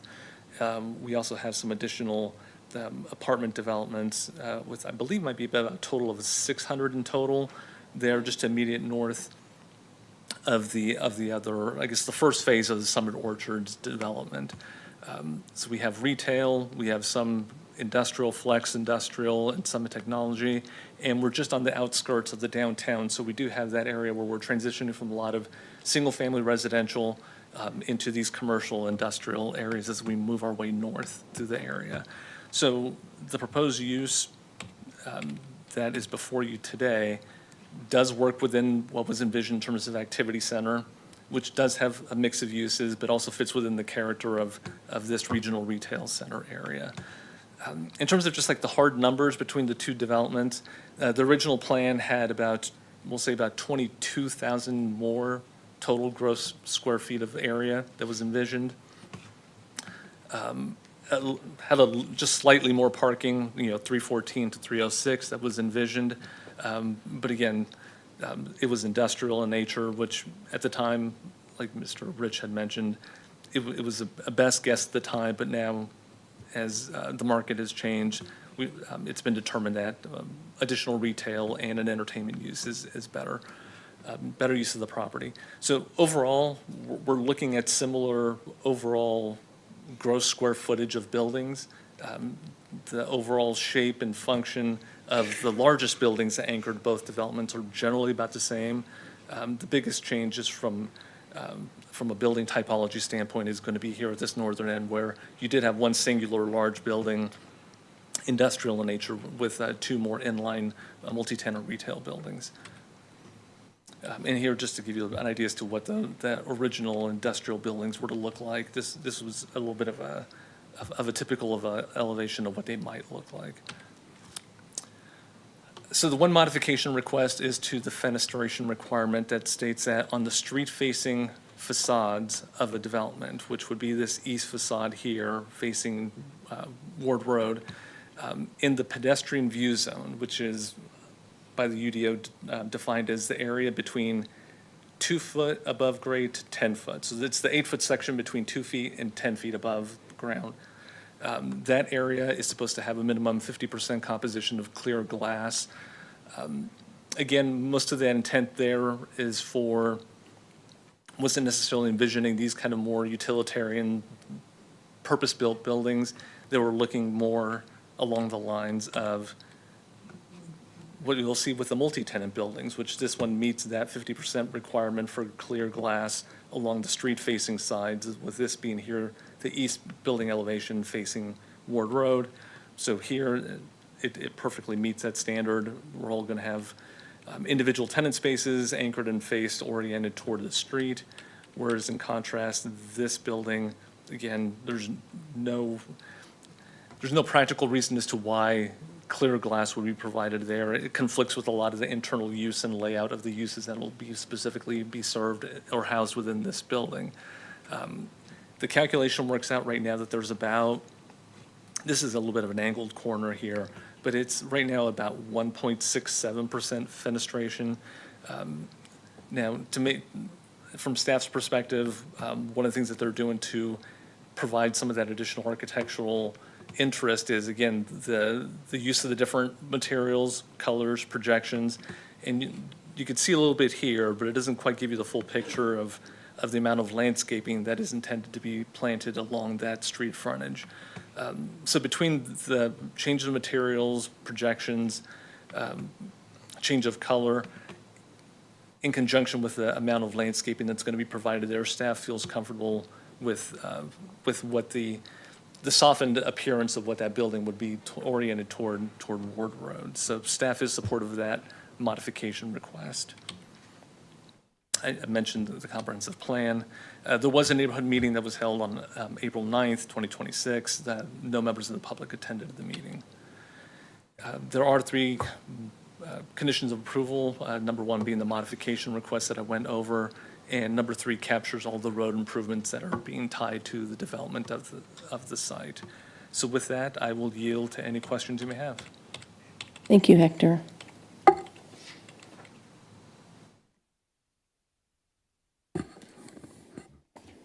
Do we have any questions for the staff or applicant? I'll start this way. Commissioner Yerington, do you have anything? Commissioner Hatcher?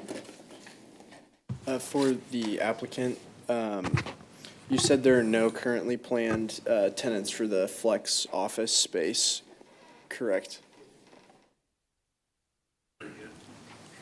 You had no currently planned tenants already for the additional Not for the buildings? third building, for the most northerly building, I haven't even started to market yet. Sure.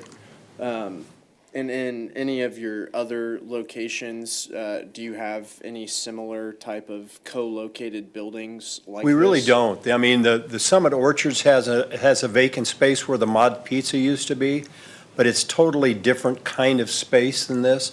We really don't see a lot of retail demand this far away from Chipman.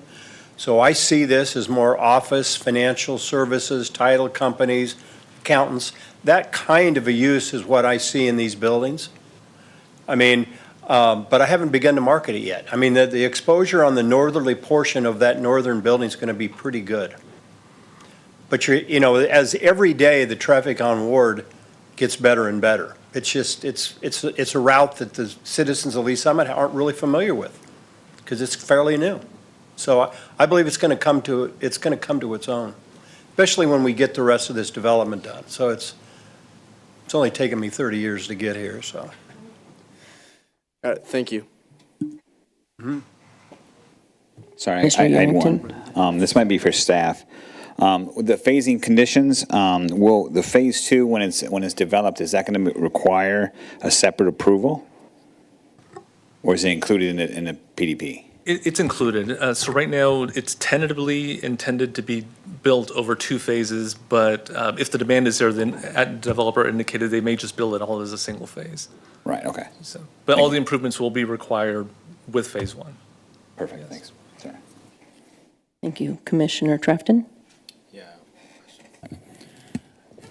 Thank you, Chair.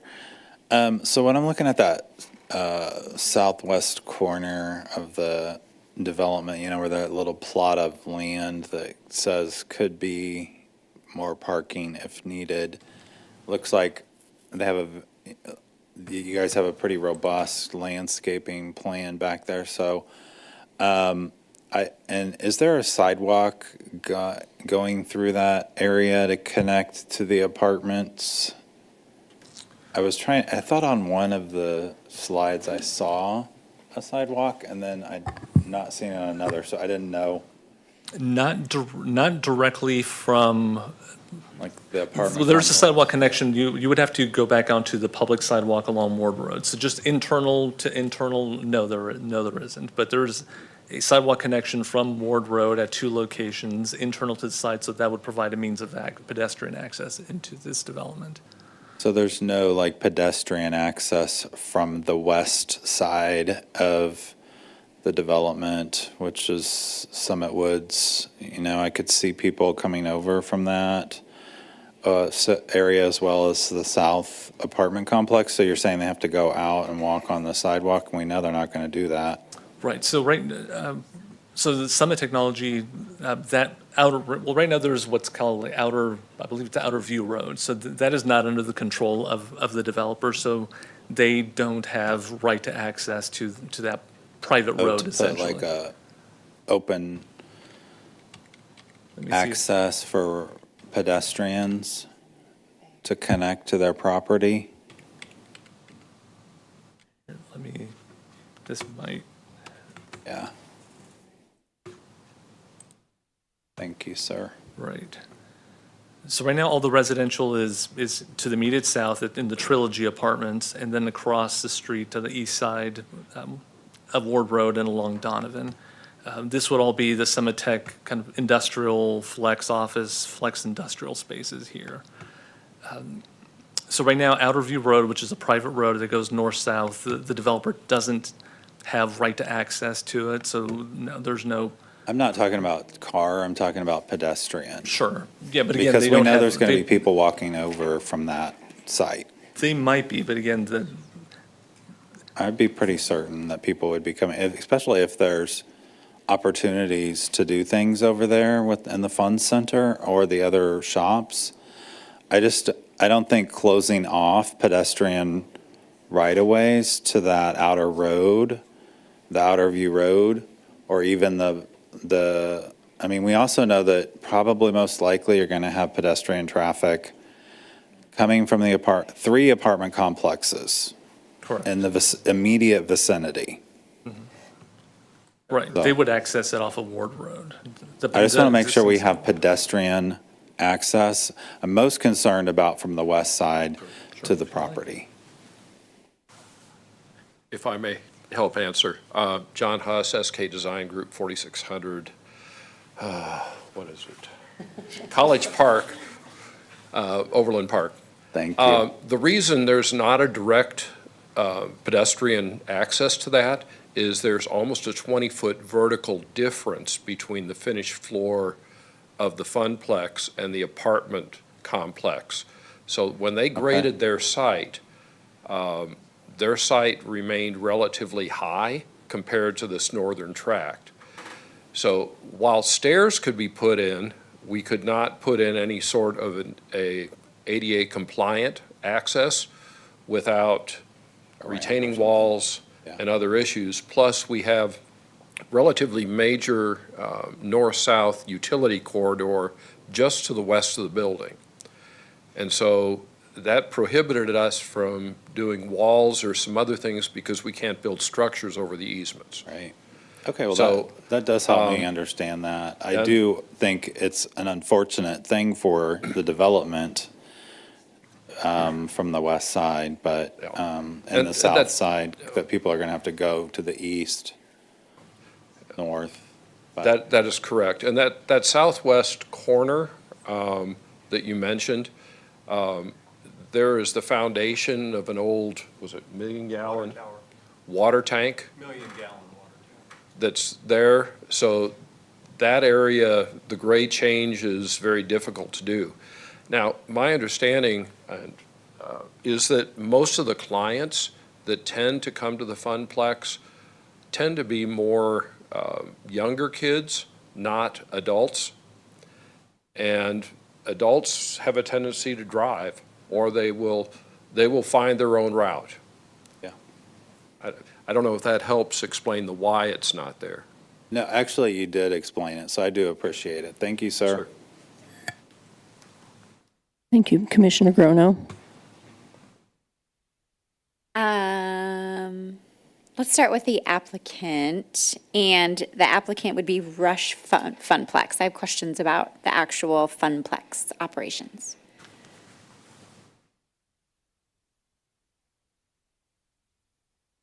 What would you say looking at your other locations in our area, what would be your peak times that people are at the facility or using at the building, entertaining themselves? After school hours, Okay. during the week, and Friday and Saturday evenings to afternoons to evenings. Okay. Those are definitely the peak times. We don't open until 10 a.m. Okay. So one thing about traffic-related impacts of our use, there are none in the morning. There's no AM peak traffic impact because we're not open. That was one good thing that helped us in the traffic impact analysis numbers. What about PM, though? PM is kind of spread out, but it starts, after school. School lets out at different times, but, the 3, 4, 5 o'clock, that time frame. And then I heard that there'll be a cafe, right, at this location? There is. Will there be a bar, alcoholic beverages being served? It's not planned. Okay. We don't have alcohol at the other two Kansas City area establishments at this point in time. Great. That will help when it comes to figuring out who's actually going when and if they're driving or walking. That's right. Okay. I think that's it for you. Thank you so much. I do have some questions around the improvements and the traffic, the street road improvements, just so I got my head wrapped around it and I understand. So will you walk us through these improvements one more time? Certainly. Thank you. You want to do it, Hector? No, I'm just kidding. Do you want the laser pointer? Oh, yeah, how do I get that? Come down to this one. Then just select that one. Thanks. Okay, so this is the intersection, Susan Berry, City Traffic Engineer. This is a T intersection currently. The west leg is missing. The northbound, what's shown as the northbound left turn is currently, it's there, but it's shorter and it allows for U-turns. So the first thing they need to do is extend that to 200 feet plus the taper. It will still allow U-turns. That's our goal because it helps get people into the Trilogy apartments that are just to the south. Over here on the east leg, currently it's 2 lanes, right lane and a left lane. We're going to add a third lane, one for left, one for straight, one for right. They'll have to add the signal mast arm to obviously, on the east side to account for this fourth leg. And then entering is a single lane, exiting is 2 lanes. And this little island you see, it's a rollback curb, I think is where we landed. It was a rollback curb. We were concerned about the turning radiuses of trucks and buses getting in there. So that's kind of a rollback curb. It's not a standard median. It's kind of imagine the inside of a roundabout, how you can roll up on there. And then, I don't know, we didn't talk about the fire lane that goes all the way around the outside, but we did have a lot of conversations about how that tied into the entrance. And so we kind of, we talked that over, talked about signage and how to make it so that no one accidentally turns in there, because it is one way out only and it's just for fire. The other access is right in, right out with an accompanying southbound right turn lane. Did I miss anything? Do you have a specific question? I drive this road a lot. Okay.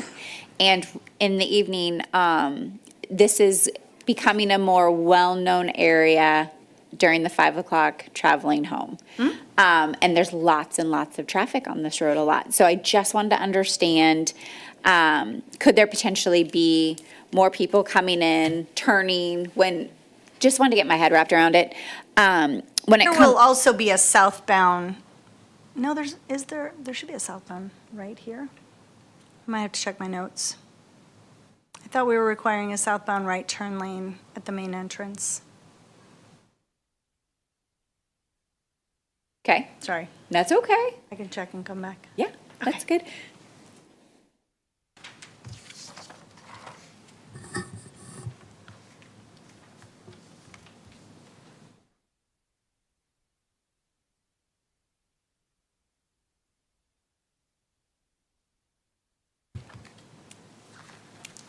My mistake. It was not required by the study. It's required at the right in, right out exit because that's where they assumed the majority of the traffic's coming from to get to the Rush Funplex. And then the right in, right out, that's going to have a new lane developed right there? Or put in there, so it's like a dedicated right-hand turn, right? Yes. And then you still have the 2 lanes that are Correct. still coming through. There'll so still be 2 through lanes, yep. Fantastic. I don't think there's a median there, but now I'm losing my mind. Is there a median? Okay. Great. That is all of my questions. Thank you so much.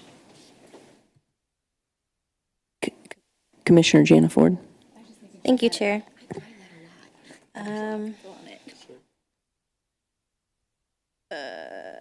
Let's start with the architect, please.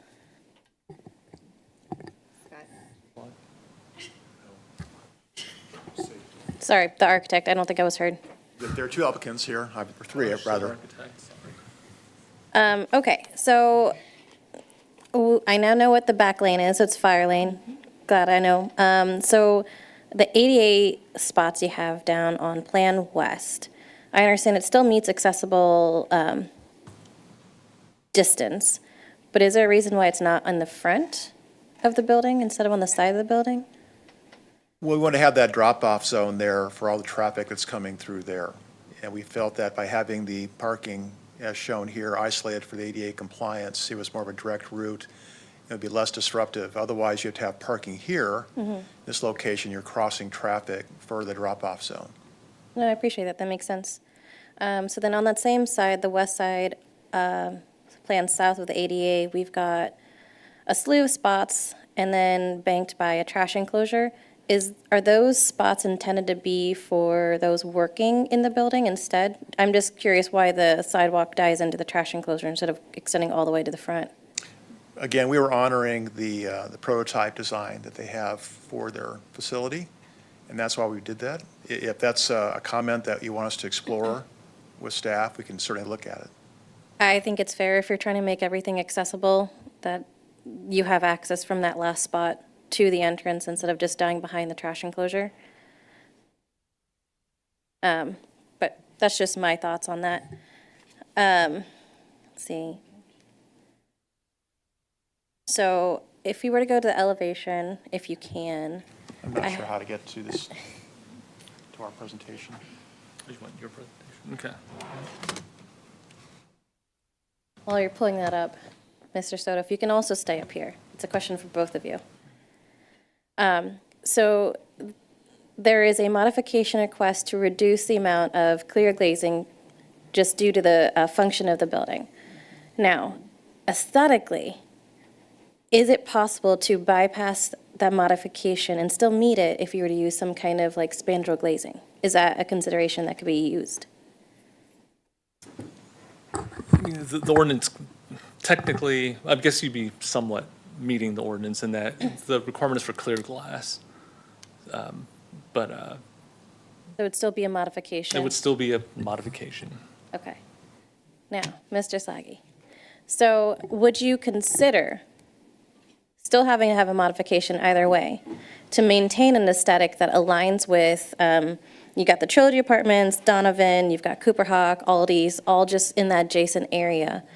Would you consider that, would it be the east facade, having some kind of faux spandrel glazing to kind of create some continuation while still maintaining a function inside?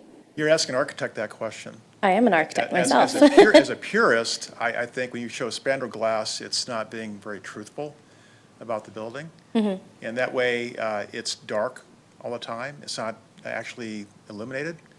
So I think it actually takes away from the building's architecture by doing that. Okay. It's just something I think would help. And I guess in my mind, this concept of Rush Funplex is to create a competition essentially to main event. And so when I think of main event, you can correct me if I'm wrong, but when I think of main event, all their buildings that are new have a lot of design moments to it. And so that's why I was thinking in this building that's new build versus the other two in the metro that are retrofitted, there's a lot of options to make it a design element to help tie in with all the other buildings on the south side. So it's a question and a comment in one, but understanding like the design element, it was just mimicking an existing successful prototype. We're hopeful that if you look at the development as a whole, that we were comprehensive enough to have the glazing, as Mr. Soto indicated, on the other buildings that were facing the parking lot, so that they would have a luminous nature to them. We also changed the building's prototype to create that corner treatment that was also mentioned earlier to allow glazing to be on that corner. Again, these are things that the developer was allowing us to do that was an alteration to their prototype. So again, we were trying to maintain that prototype as best we could. Okay. Now that helps me understand. That is all. Thank you so much. Commissioner Tuzinski. Thank you, Madam Chairman. Hector, question for you. I think this is it's a great concept, but we all know sometimes things don't work out, sometimes things do.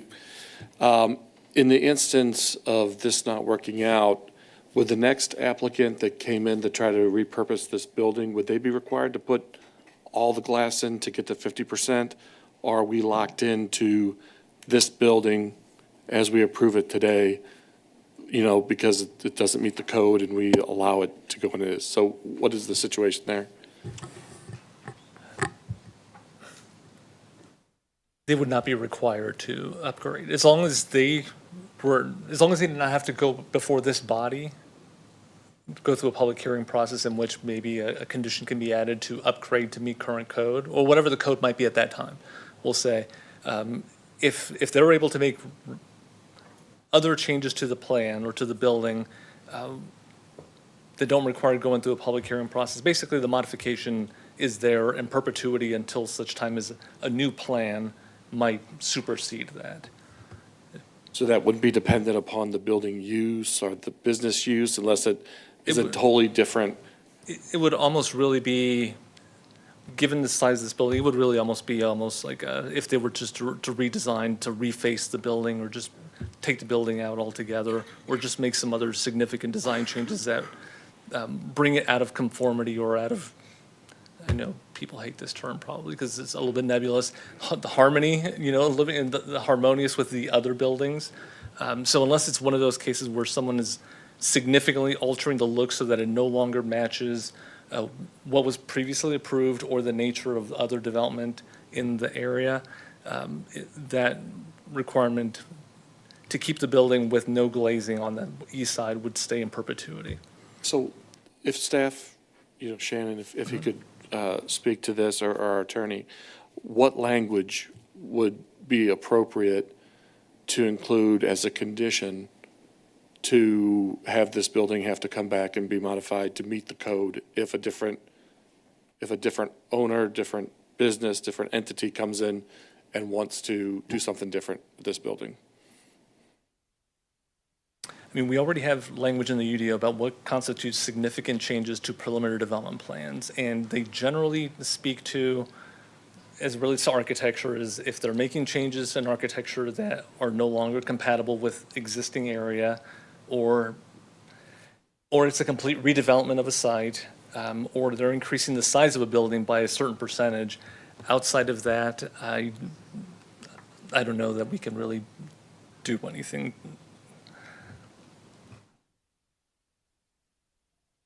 So hence the reason this is a big ask, in my opinion. And I think it's been brought up a little bit before. And that's why I'm wondering if there's any other repercussions, because this building, I mean, I don't know what architects, I mean, you'd know probably what you design buildings for 30 years, 50 years, 100 years.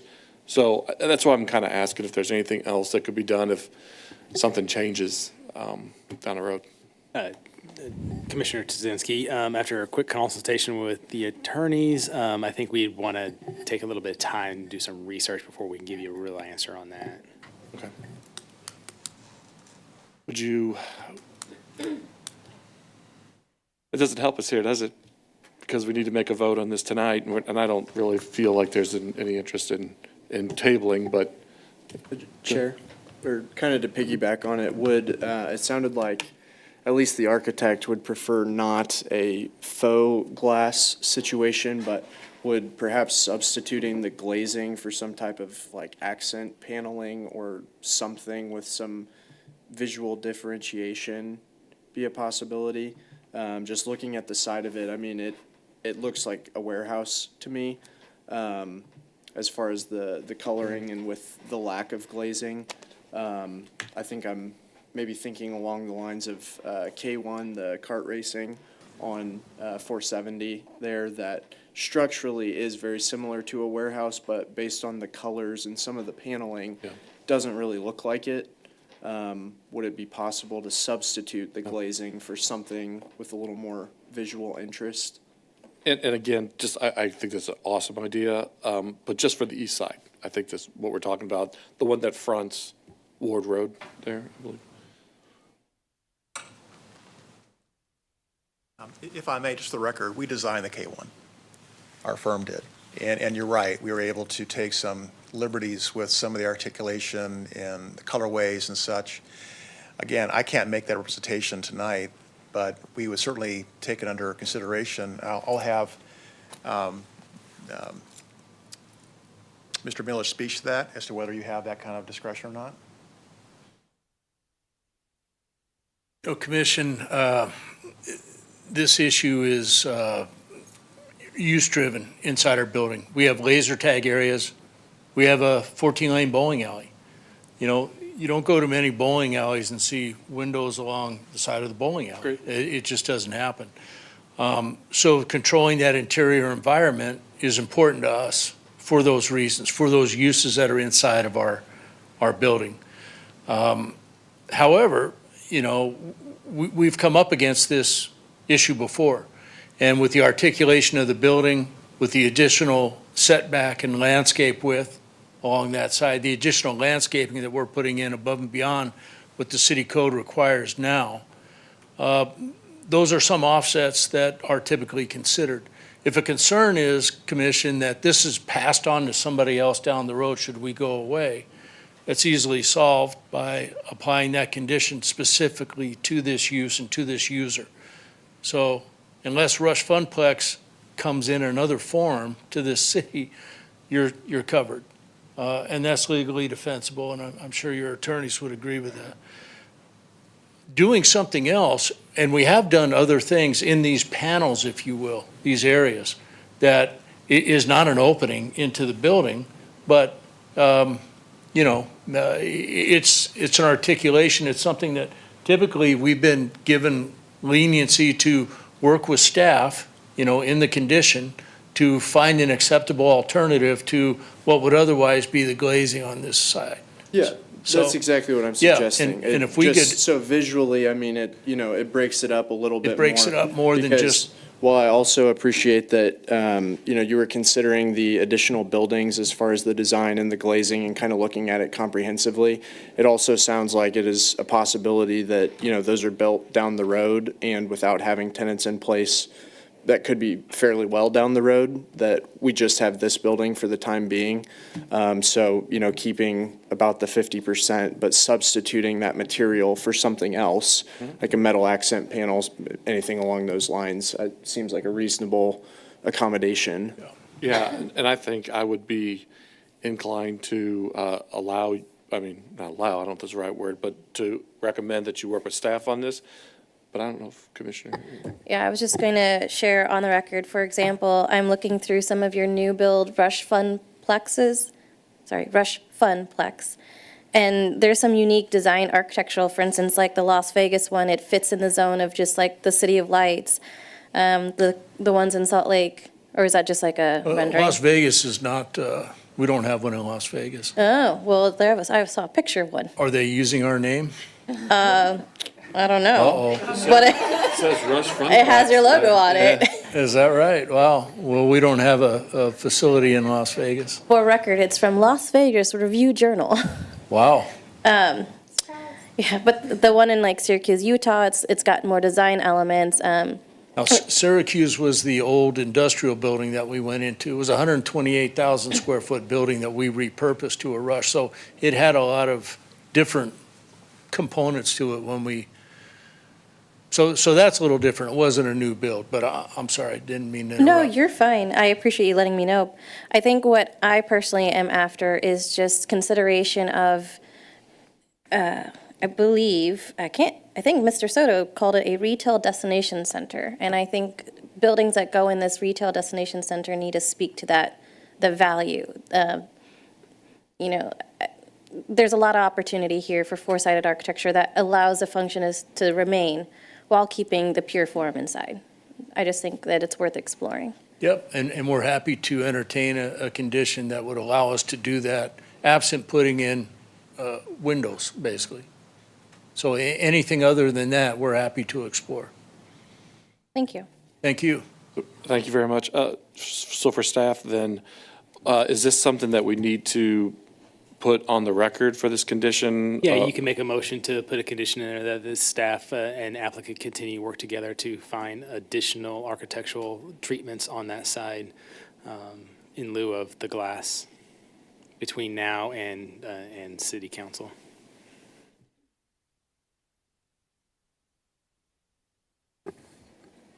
That answer what you're looking for? Yep. All Okay, right. perfect. Thank you. Madam Chairman, thank you. Thank you. Is there anyone who wishes to speak in support or opposition of this application? Everybody's pretty much gone. Any additional questions from the commission? Does the applicant care to respond to anything we've talked about? I think the one thing that'd be important to note is that if we were to make some additional changes to the facade to articulate it more, as long as it doesn't affect the integrity of their operations inside, I think that we'd be open to that. Okay, thank you. I did want to say one more thing that I forgot to say earlier in my presentation. Appreciate staff's efforts. I'm an old city planner myself and really like the staff report, the structure of it, the recommendation section covering the objectives of this zone and the land use designation and how we meet those requirements. I thought was spot on. Appreciate it. Appreciate your support here tonight. Thank you. Thank you for saying that.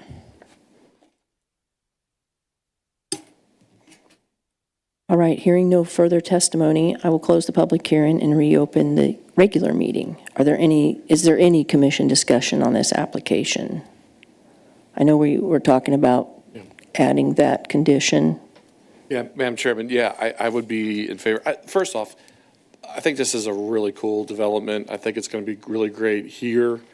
I think it's if we could just add a little to it, and I think staff is perfectly capable of coming up with that. They've been working with us for a long time, so they know what we look for. But yeah, I would be interested in maybe making an additional condition that the staff and the applicant work together to develop the east side more in an aesthetic that's as we've discussed tonight between now and council. I would like to add maybe in lieu of just east side to make it a cohesive building architecture. It's all sides. Okay.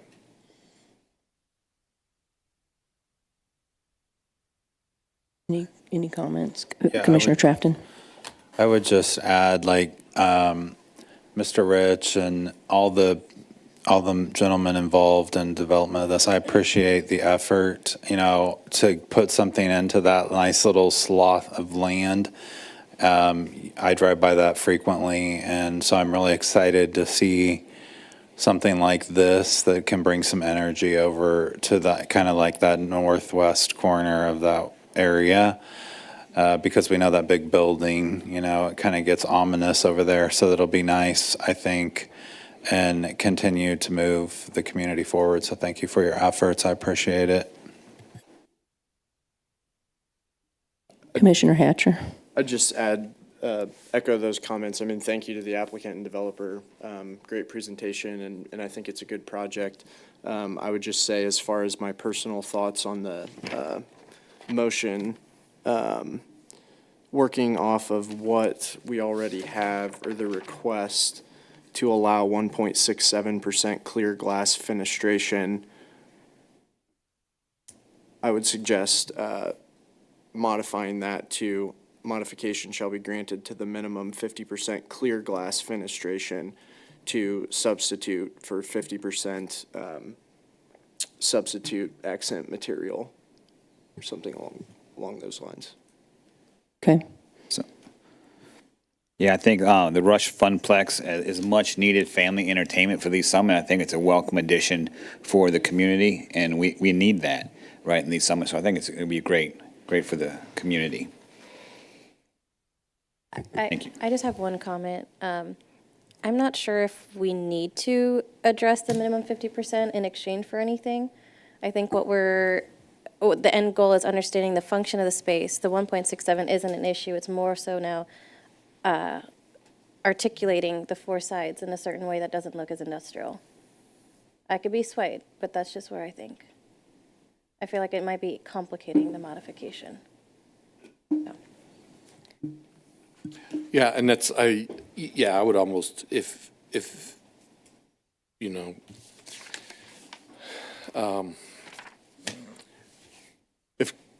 I think from my mind, I was trying to keep this more in staff's favor, in staff's ability. I just didn't, if you really would like that, we can do a second amendment. We can do, we could do the first amendment and then vote on it, and then do a second amendment and vote on it. If that would make you happy, if that's something you really want to go with, or. No, whatever you suggest, then I was just working off of exactly what we had in the recommendation as far as modifying that, but. Yeah, okay. It's possible, as I was saying, if you felt strongly about it. Go ahead and motion, I think I'll be good with it. Okay. Just looking at what we had there. All right. Yeah, and thank you, to the architect. I don't know if we even had this much discussion on the K1. So I think you could probably maybe start thinking through your head of how you could maybe do it very similar. Because I didn't really even see much of a concern with that one. That one was a very beautiful building of what you did out there. So drive by it every time and wish I had the time to go to it and drive a go-kart. But I do not. So back to you, Madam Chairman.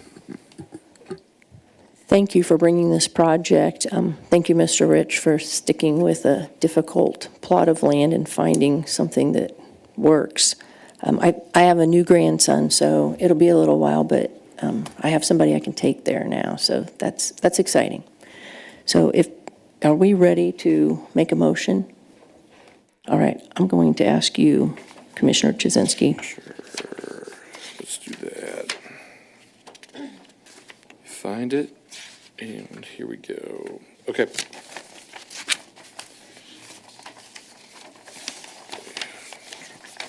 Okay. All right, Madam Chairman, I move to recommend approval of application number PL2026-070 preliminary development plan, the Rush Funplex lots 1 through 3, 900 Northwest Ward Road, Rush Funplex applicant. Okay, so we need to do a vote on this, and then we do the modifications.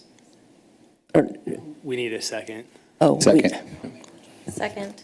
And then we do another motion. and then we can do a motion to Okay. add a condition. All right, Madam Chairman, I'd like to add a condition to, so that the staff and applicant work together to develop a cohesive building architecture on all sides between now and the council meeting. Second. Okay, so we need to get a roll call vote. Edward Yerington, Yes. Peyton Hatcher, Yes. Terry Trafton, Yes. Dana Arth, Yes? Jessica Greneau, Yes. Tanya Jonna Ford, Yes. Chip Tazinski. Yes. So the first motion is passed, and we need a roll call vote for the second, don't we? Yeah, No, that vote was for the second. That was for the second. add Now we're condition. going Now back you're to the back first. to the original motion with the added condition. is there any discussion? No, we've already had a motion on it, so we're ready to go. Edward Yerington, Yes. Peyton Hatcher, Yes. Terry Trafton, Yes. Dana Arth, Yes, Jessica Greneau, Yes. Tanya Jonna Ford, Yes. Chip Tazinski. Yes.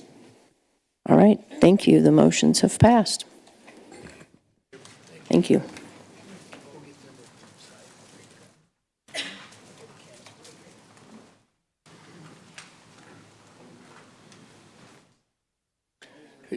Hey, Madam Chairman?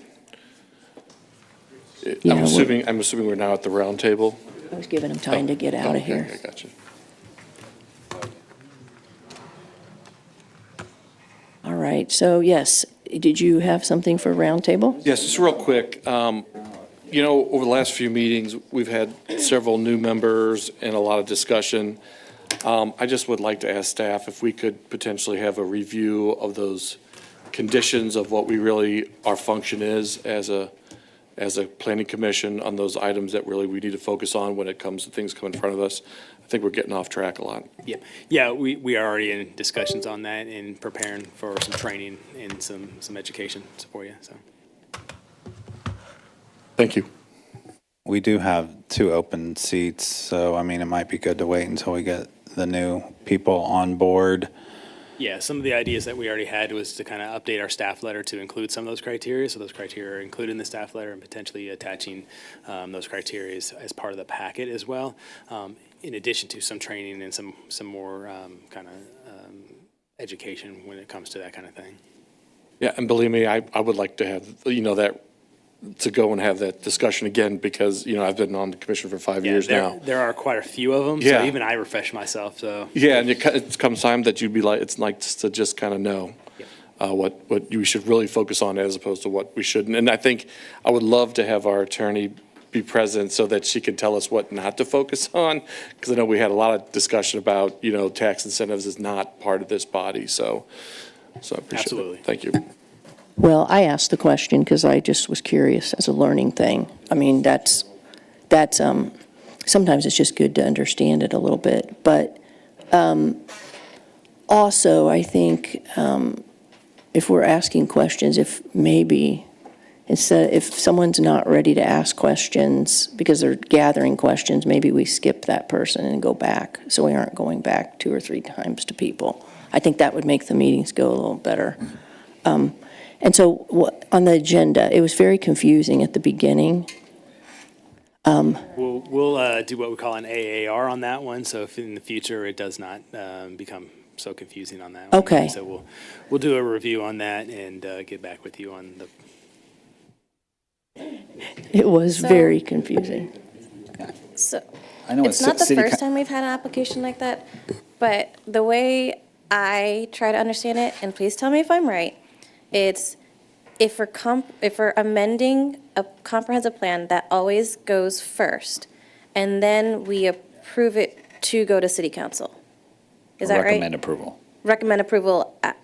For a comprehensive plan, you are the final acting body on that, so you approve the comprehensive plan amendments, and then. But we had 2, right? So So the first one there- was amending the comprehensive plan, and the second was sending to city council? No, so the first one was the consistency finding for the LCRA okay. plan, LCRA plan, and that one does go to the council. So that's why that was The second one second. is the comprehensive plan amendment that amended the comprehensive land use map to match the master development plan. Okay. So it more closely aligns. So that always goes first, though, amending the comprehensive plan, always first. Maybe I'm just Here, letting. let me explain why this was so weird. Normally, in the planning aspect of any project, especially like a potentially incentivized project, the PDP acts as a requirement under the LCRA, that it's a requirement that it go before the planning commission or whatever agency any like city has that handles planning, and there's a consistency determination that occurs. Okay. The PDP usually is what happens in that situation. However, because the PRI land is so massive, and because they're approaching it in a comprehensive way instead of piecemeal, the purpose of David's presentation was to get that determination from you guys so that they could go to the LCRA board Okay, and by statute meet that requirement. okay. So previously, it's always been done with a PDP or some type of like twin, what's the word here? Land use action with the financial request, Okay. incentive request. But because this is such a weird situation, we had to basically determine what would be sufficient under statute as a determination from you guys as a body. So that's why it was super wonky tonight. Okay. Because this normally doesn't happen. This normally is not the procedure. So it's safe to say we should expect a second situation like that with the other large 3,000 some acre. We haven't gotten to that part of the planning yet. Okay. So we don't know if it's going to be the case. I will say, The southern portion of the PRI property is going to be more residential, a lot less of the commerce centers that we're looking at in the northern portion. So it's maybe, if staff feels like it's a necessary thing, but also potentially not. Okay. So, yeah. So are you saying that that first motion, which was to direct staff, that was the motion that probably wasn't appropriate for this particular thing? That we never even made? I think it was the motion about directing staff to. Yeah, that was in. That's why it was confusing, because it said, I moved to direct staff to present a resolution recommending that, and that's. So the original way I had it structured in the agenda was two separate items to take two separate action paths, and they got combined. Hey, we all learned a lot. We should have called a recess. Can I make just two quick comments? Sure.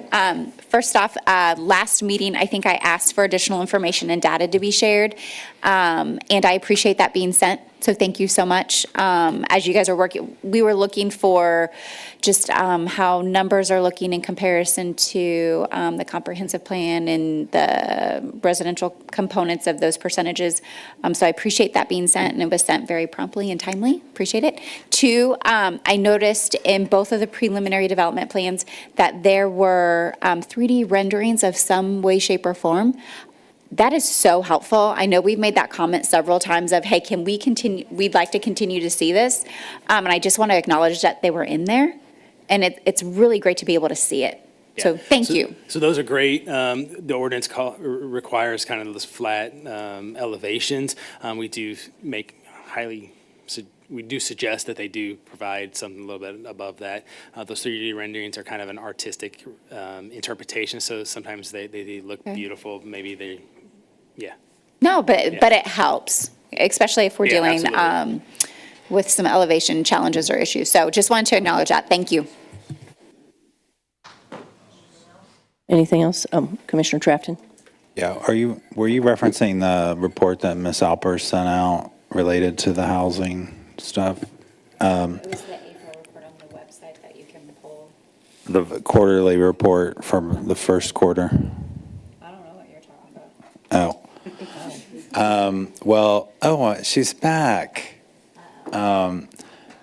Ms. Alpers sent out the development report for March of '26 that includes residential data as well as commercial. And then I appreciated all that data and information, because I love data and I love the numbers. And so I know you and I always talk about that. But I also am curious, living units are units that are actually like lived in, right? The occupancy permit, and then permitted is they're under construction, right? The only thing I felt like I was curious about still here was what's been approved as a preliminary development plan. So what do we have out there and I understand, I know not everything gets built that we approve here. But it also is just a question I had. And then the other thing I was curious about was on, you have on that I think it's like the page, single family comparison report. Just so I'm understanding this is for the first quarter when you're comparing it to other years. Is that correct? Yeah. And then is there also a multifamily comparison report? Good evening, Tracy Albers, Director of Development Services. I think what we sent you, or what I sent you last month, was our monthly report. We have monthly reports that we prepare, we have quarterly reports, and then kind of a year-end in review that's usually released in the first couple months of the subsequent year. Oh, yeah, it does say monthly. I'm corrected. Thank you. My apologies. I believe for your first question, it's looking at the month, that same month the year prior for comparative purposes. Gotcha. And in the quarterly report, similarly, that quarter to the quarter prior. As for the information on PDPs that have come through the pipeline and what their status is. I think staff would beg your patience on this one. We're right now, staff from multiple city departments are starting to pull together different ways to track and, more importantly, how we convey information, not just to City Council and Planning Commission, but public writ large.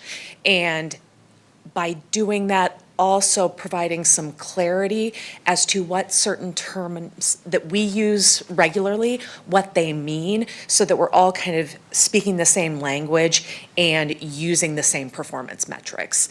Because what some people may feel is permit ready, someone's looking at it from a different lens and thinking something very different. And we're thinking about that both in terms of single-family housing, multifamily housing, and just PDPs in general, whether they're commercial or residential in nature. So these are things that we're starting to talk about. I think going through this spring election cycle, we got a lot of questions about housing.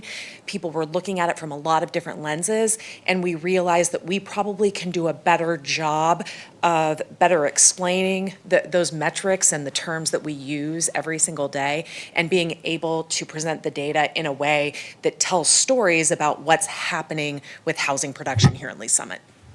No, and I thank you for that, and I really appreciate this level of detail. There's a lot of detail in here, so I don't want you to, I'm not trying to be critical. Understood. And I do believe this is an amazing step forward, and I love the transparency that you're trying to provide around this issue. As we know, it's a hot button issue in the community. Well, and I think we also realize that there are some people that thrive on the more quantitative nuts and bolts information and the data. There are also folks that I think benefit from hearing the stories that data translates to, and what they see when they're driving around the community. So I think it's great to have the data. Being able to present it multiple ways is also very helpful. Yeah. Thank you so much. I just wanted to acknowledge the effort. So One last thank you. thing while I'm up here, I'd be remiss, over the course of the next couple weeks, maybe even the next month, we've been working for several months to update our development services website. You're going to start to see the fruits of that labor roll out here in the next couple weeks. It's been a collaborative process with our creative services department. It's been an opportunity to do a lot of housekeeping, a lot of updating, and make portions of our department's website a little more intuitive and easier to access, whether you're a commissioner, a member of the public, an interested applicant, and the like. So you'll start to see that roll out. So if you're poking around online and things feel a little different, it's intentionally so, and those are changes you'll start to see here soon. So thank you. Thank you. Anything else? All right, we will adjourn at 8:07.